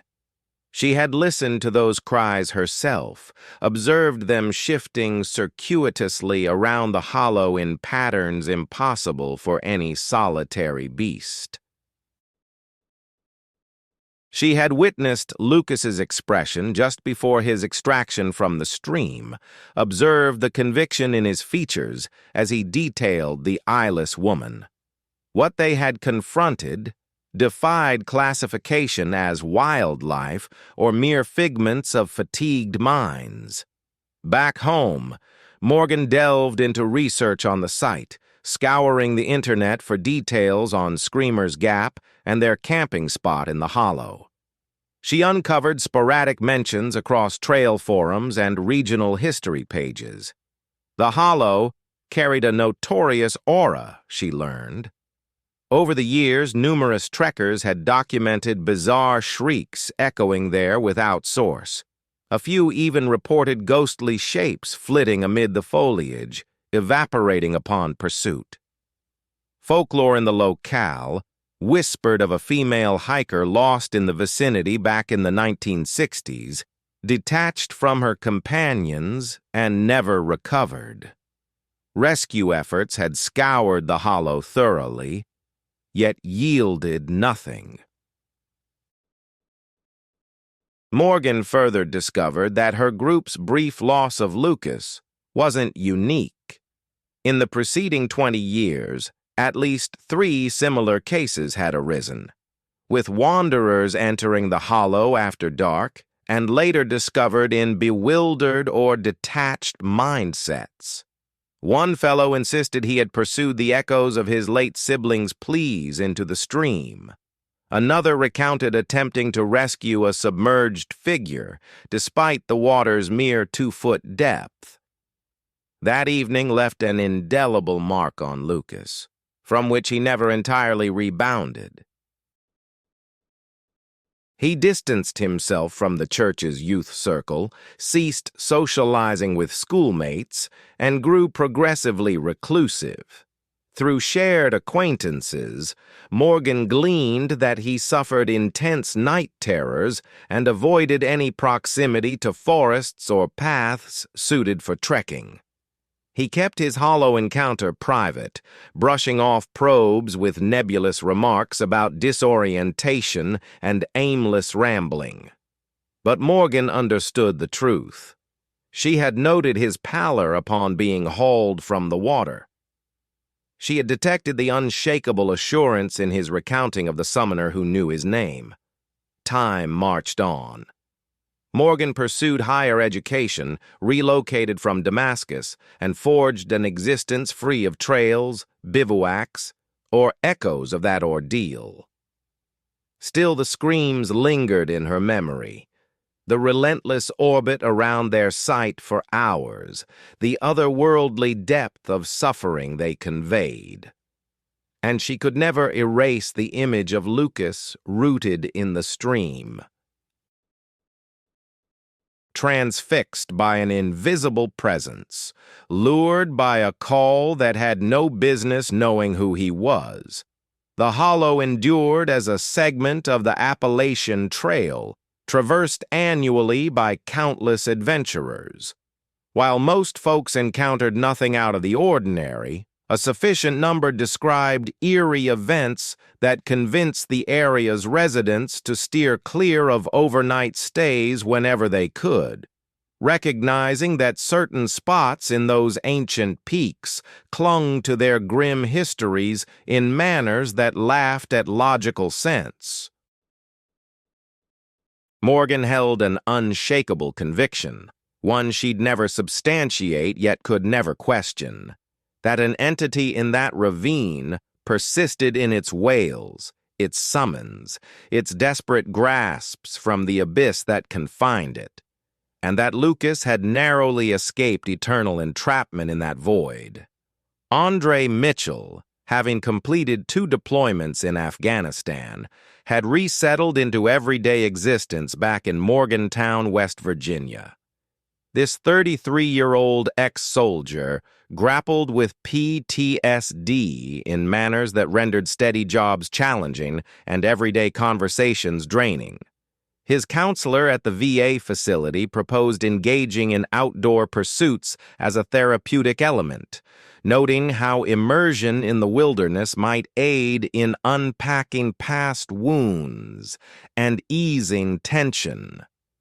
Andre opted to tackle a full traverse of the Appalachian Trail, not out of a deep love for trekking, but to impose purpose on his otherwise aimless, interminable routine.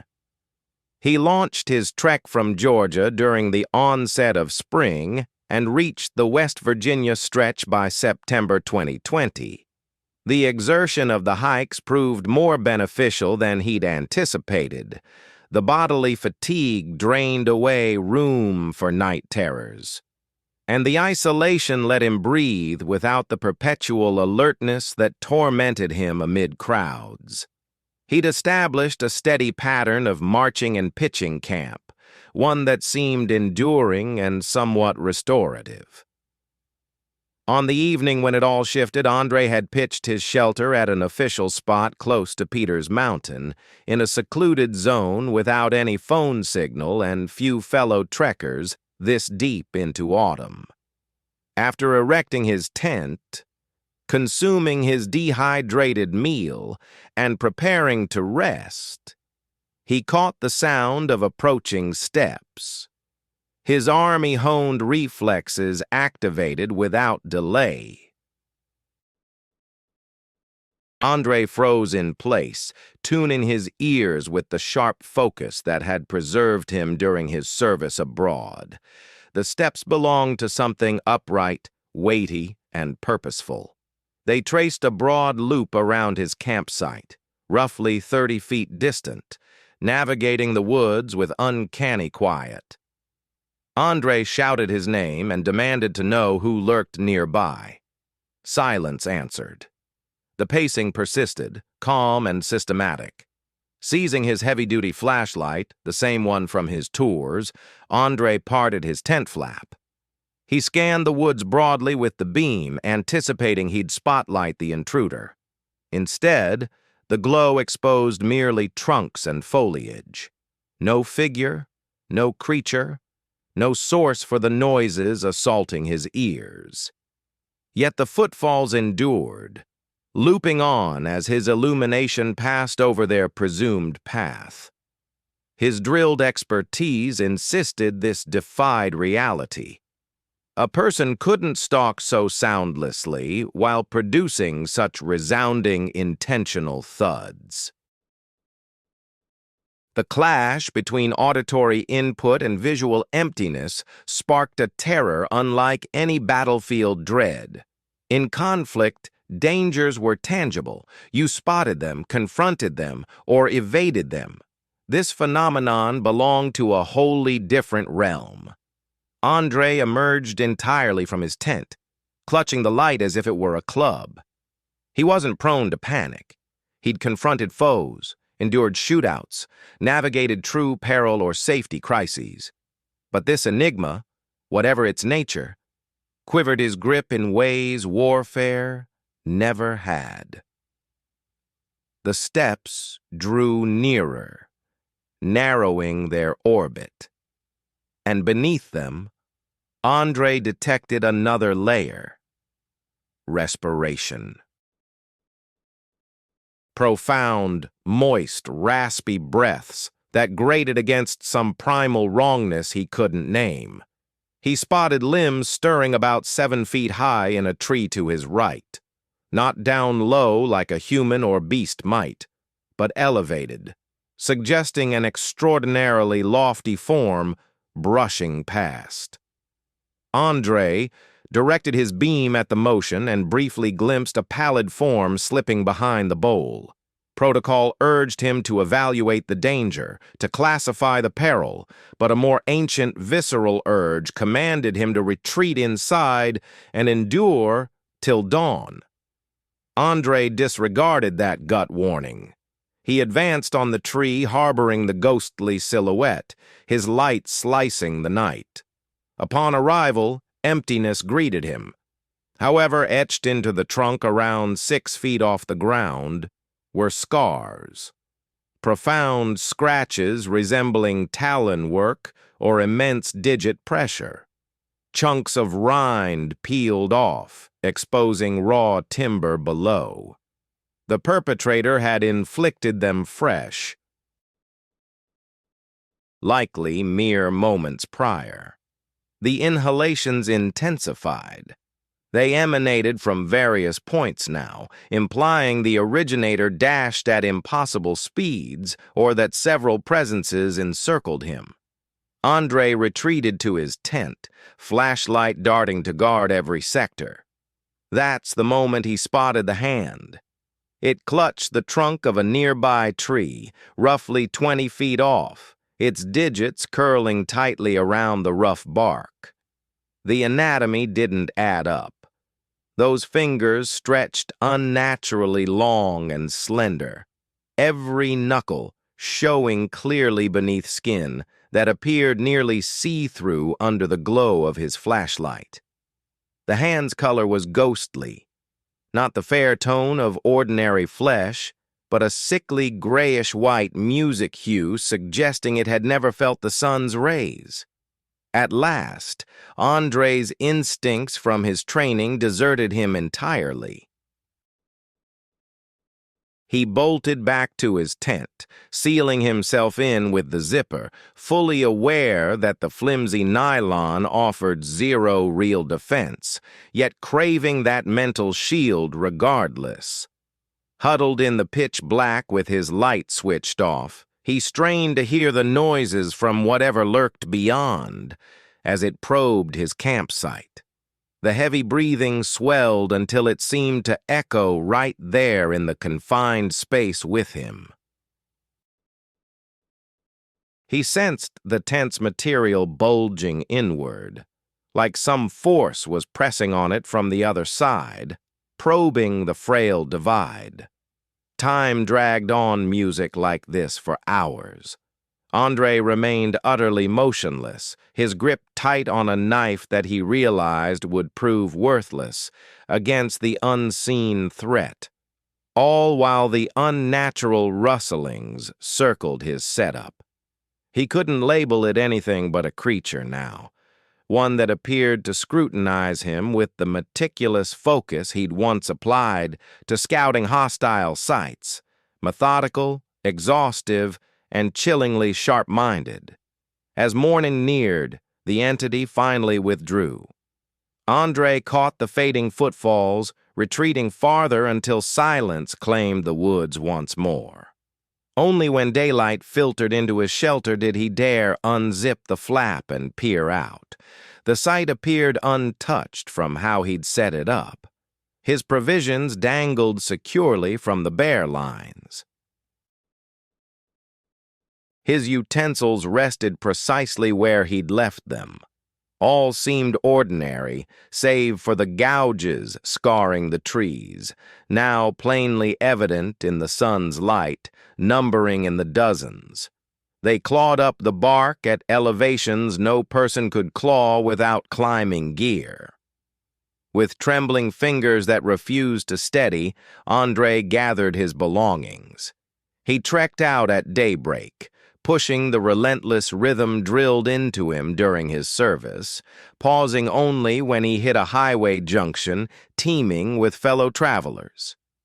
Inside a modest roadside shop, an older fellow picked up on his unease. As Andre recounted his camping spot, the gentleman gave a knowing nod, betraying no shock. "That stretch carries a certain notoriety," he said. Folks around there dubbed it the domain of the tall strider, a figure that aped human strides yet defied humanity. Sightings stretched back generations, maybe centuries. Trekkers often noted it prowling their sites after dark, caught fleeting views of it slipping amid the foliage, or discovered its etchings on trunks. The elder hastened to note that no injuries had ever resulted. The tall strider preferred watching, hinting at its nearness without ever striking. Still, for anyone crossing paths with it, the dread remained profound. Back in civilization, Andre delved into the lore. He uncovered fragmented tales from fellow outdoor enthusiasts, narratives aligning eerily with his own, the upright steps, the labored breaths, the ashen flesh, those freakishly extended digits. A few insisted they'd glimpsed the full form, an entity towering 7 or 8 feet, its appendages folding at unnatural angles. Like Andre, many others had merely brushed against its shadow before it melted away. These yarns predated modern trailside logs. He traced echoes in vintage Appalachian tales of man-like wanderers who weren't men at all, dwellers in the remote peaks shunned by settlers. Indigenous lore echoed the motif, portraying woodland guardians that seldom showed themselves to people, favoring secrecy. Whether these yarns pointed to the identical presences modern adventurers faced, or merely illustrated humanity's age-old impulse to rationalize the bizarre, Andre couldn't say. What gnawed at him deepest was the way this shook him unlike his battlefield scars. In Afghanistan, PTSD stemmed from graspable dangers, mortal clashes fitting war's brutal logic. He'd coped with that baggage, the lingering echoes and abrupt recollections. Yet this terror cut profoundly deeper, tapping into some instinctual dread buried in mankind's core, attuned to hunters beyond rational grasp. Andre abandoned his full trail journey after that encounter, vowing never to re-enter those wilds harboring such anomalies. His counselor worked to unpack it, proposing mildly that fatigue and solitude might spawn lifelike illusions, but Andre trusted his senses, what he'd witnessed, and the echoes that followed. The tree scars stood as proof, bolstered by strangers' matching stories. Real entities haunted those ridges, ones untouched by scientific ledgers or logical bounds. Even now, years on, that evening haunts Andre's thoughts with steady persistence. He pondered the nature of the towering figure that had appeared to him, unsure if it represented a creature undiscovered by scientists or an entity that defied conventional biological categories. He questioned why it had spared him, opting instead for mere observation without any aggression. In his bleakest thoughts, he speculated whether his encounter stood alone, or if the being still haunted other campers in that region, prowling around their shelters with quiet interest, showing just a glimpse to instill dread without ever allowing itself to be caught or irrefutably documented. The Appalachians, ancient beyond the rise of human societies, and even predating the wildlife that now roamed their woods, held secrets in their timeless depths. Andre had grown convinced that such primordial landscapes harbored fissures where anomalous presences could endure, thriving in the shadowy borders between the familiar and the enigmatic. A veteran of warfare, he had endured battlefields and confronted humanity's cruelties with bravery. Yet a single evening amid the West Virginia ridges had introduced him to a profounder terror, one born from facing an aberration so alien to everyday reality that it demolished reassuring notions of truth and feasibility. Unlike the scars from his military past, this dread offered no cure, no counseling, no method of reckoning beyond acknowledging that existence brimmed with enigmas destined to unsettle the unlucky few who stumbled upon them, and smart enough to steer clear thereafter. For all of her 17 years, Elena Kowalski had called Blairsville, Georgia home, with Blood Mountain looming as a fixture in her early memories. The formidable summit rose prominently from her high school vantage, a steadfast silhouette she had scaled numerous times alongside relatives and companions. Thus, when 3 schoolmates proposed a multi-day camping trip close to the top prior to their college departures, Elena consented readily. She felt at ease with these peaks, steeped in their myths and splendor, certain she grasped the secrets of the wild. That was in August 2007, the waning days of their final high school summer before adulthood beckoned. Elena readied her supplies with her close pals Madison, Trevor, and Aiden, all buzzing with anticipation for a final escapade amid the shifts ahead. They arrived at the trailhead that Friday, under a humid haze laced with the promise of brewing storms. Their itinerary was straightforward: ascend to a site near the crest, linger 2 evenings beneath the open sky, and head back laden with enduring recollections for the future. The ascent of Blood Mountain proved strenuous yet routine. Elena, familiar with the route from over a dozen prior treks, anticipated the harshest turns. The prime scenic spots and the purest water sources for purification. Despite their heavy loads, they progressed steadily, arriving at camp by early evening with time to pitch shelters and scout the surroundings as light faded. It was Trevor who proposed straying from the path. A relative had mentioned an old, forsaken shack nestled in the thick woods beneath the peak, a relic from before the area's Forest Service status, abandoned after its final occupant passed or relocated long ago. Folklore among locals dubbed its former inhabitant Mother Tabitha, though whether that was her true identity or a moniker born of apprehension remained unclear. Tales depicted her as a community herbalist who veered into sinister arts, amassing skeletal remains and murmuring incantations in tongues older than the English arrivals to these hills.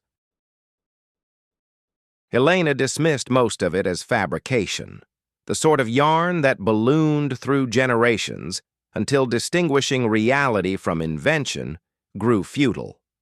Still, the prospect of uncovering a genuine relic sparked her curiosity. She had long been drawn to derelict sites, drawn to their blend of ruin and allure, and conjuring visions of past dwellers. The group decided to dedicate an hour to the search before heading back for their meal. To Elena's surprise, they located it swiftly, as though the woods guided them there. Perched in a modest dip about half a mile off the beaten track, the edifice lay shrouded in foliage, yet upright after years of abandonment. Smaller than she pictured, it formed a single modest chamber from roughly hewn timbers faded to somber slate. Part of the ceiling had caved in, with plants encroaching through the breaches, gradually overtaking the area. What truly halted Elena in her tracks were the markings etched across every exposed part: the lintels, the sills, the inner timber faces. Certain ones seemed recognizable, akin to warding sigils from tomes on regional witchcraft traditions. Some symbols appeared utterly foreign, consisting of sharp angles and flowing shapes that appeared to twist and writhe if she stared for too long. Madison felt an urgent need to get away right then. Her discomfort evident as she lingered close to the tree line instead of venturing toward the hut, while Trevor and Aidan had already stepped inside, shouting out details of the sights around them. Elena trailed after them, bending low to pass through the short entrance into the lone chamber. The ground consisted of compacted soil, hardened over years and scattered with fallen leaves and remnants from long ago, yet atop the remnants of a crude wooden surface lay bones, Elena assured herself inwardly. Although she couldn't pinpoint the species, they formed intentional designs, rings nested inside rings, with tinier ones extending out like the blooms of a grim blossom. Additional bones dangled from above on frayed cords, clattering against each other whenever a draft slipped in through the damaged ceiling.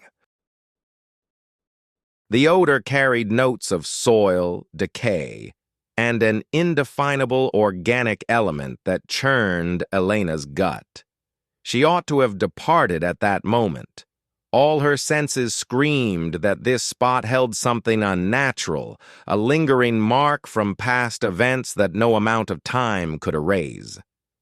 Yet, Elena spotted a slender, pale bone set apart from the displays.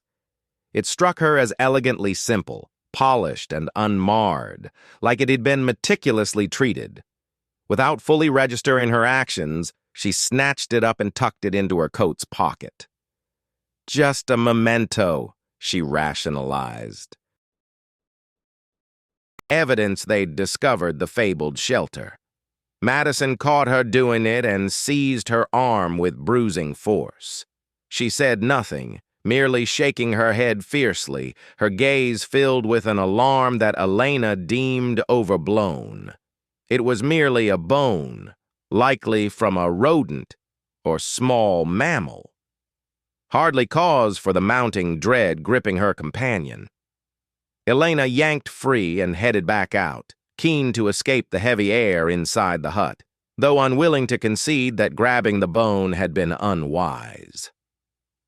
As dusk fell, they made their way back to the campsite, and Elena brushed off how Madison kept glancing her way during the evening meal.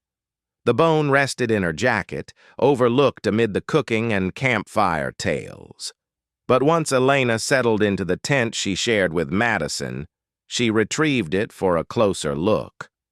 Under her headlamp's beam, it seemed altered from its appearance in the hut.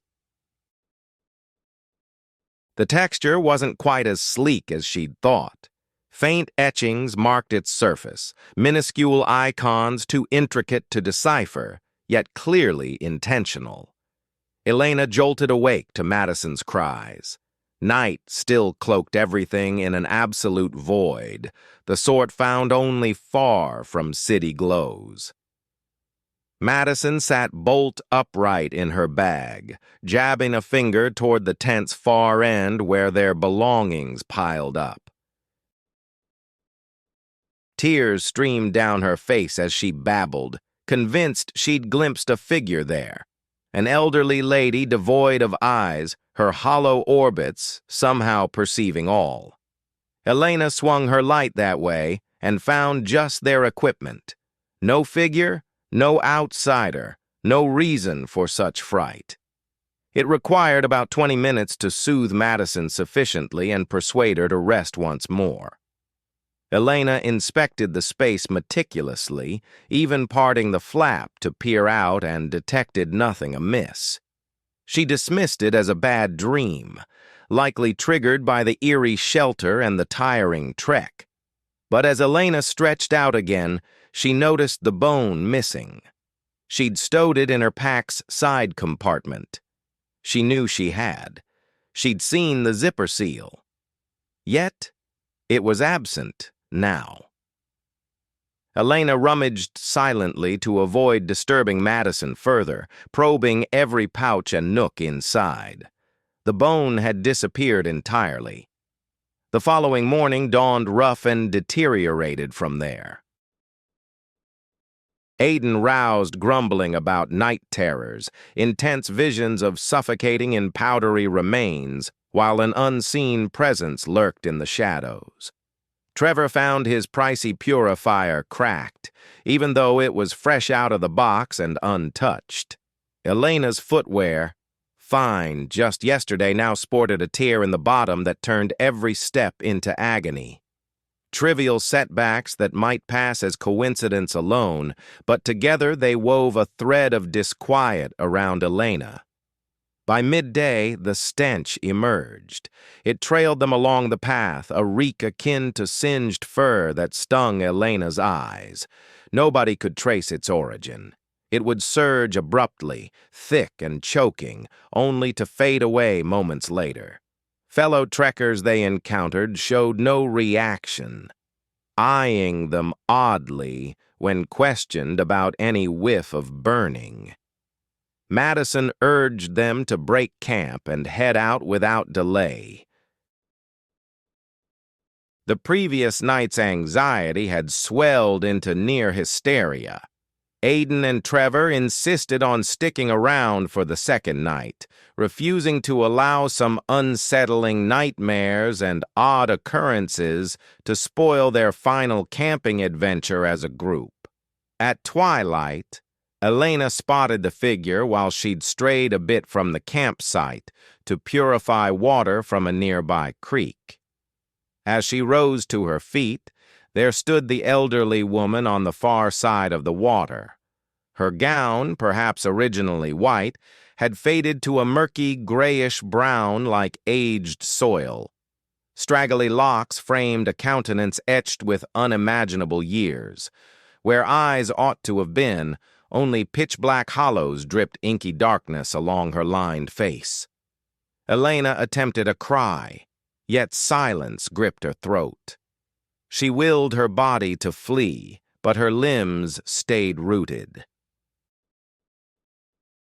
Across the slender flow, the figure fixed her gaze, lips forming words that Elena couldn't hear, though they seemed directed at her.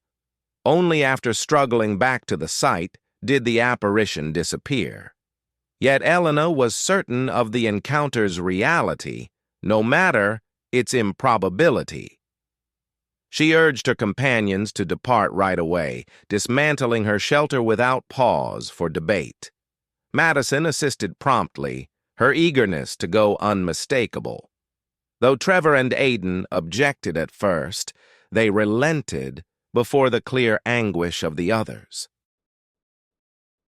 Under the beam of headlamps, they trekked out that evening, a risky and grueling decision, but one Elena sensed as essential, even if she couldn't explain why.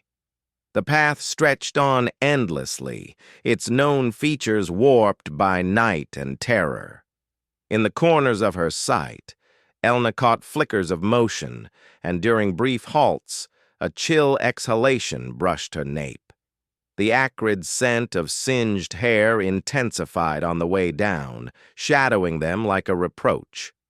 Once at the parking area, secure inside Trevor's vehicle with locks engaged and motor humming, Elena's composure shattered.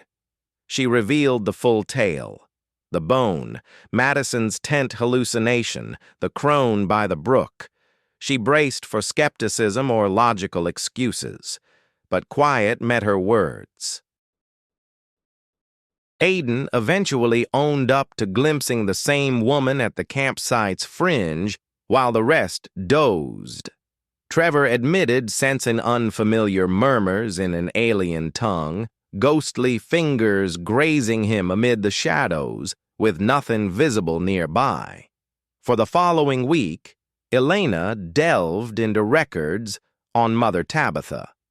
Scattered hints emerged in regional histories and yellowed clippings about a solitary woman dwelling on Blood Mountain during the early 1800s. The tales varied and lacked detail, yet core elements aligned. Locals dreaded her for alleged sorcery and unspeakable rites. She gathered bones, from beasts and maybe people, for ceremonies too taboo to name outright. After her passing, her dwelling lay forsaken for decades, as folklore held her essence chained there, dooming any who tampered with her belongings. Time marched on. Elena pursued higher education, relocated from Georgia, and forged an existence distant from her youthful peaks. She strove to banish memories of Blood Mountain, the pilfered cabin item, and the pursuit through the woods. Still, the crone lingered inescapably. Elena would catch fleeting views of her in mirrors or panes, the timeless, eroded visage with vacant sockets. In slumber she appeared bedside, lips silently forming pleas. Among throngs, she hovered at the edges, ever observant, ever poised. At 35, Elena enjoyed wedlock and parenthood in a quiet suburb, worlds from rugged heights. Yet Mother Tabitha manifested weakly, if not oftener. The specter drew no nearer, made no contact, uttered no audible threats. She merely observed, timeless and unyielding, underscoring that certain obligations defy settlement and certain hexes outlast mortality. From a forbidden site, Elena had seized what wasn't hers. Though the bone vanished that initial evening, the bond it forged endured, linking her to an ageless, enduring force that trailed her through life and possibly further.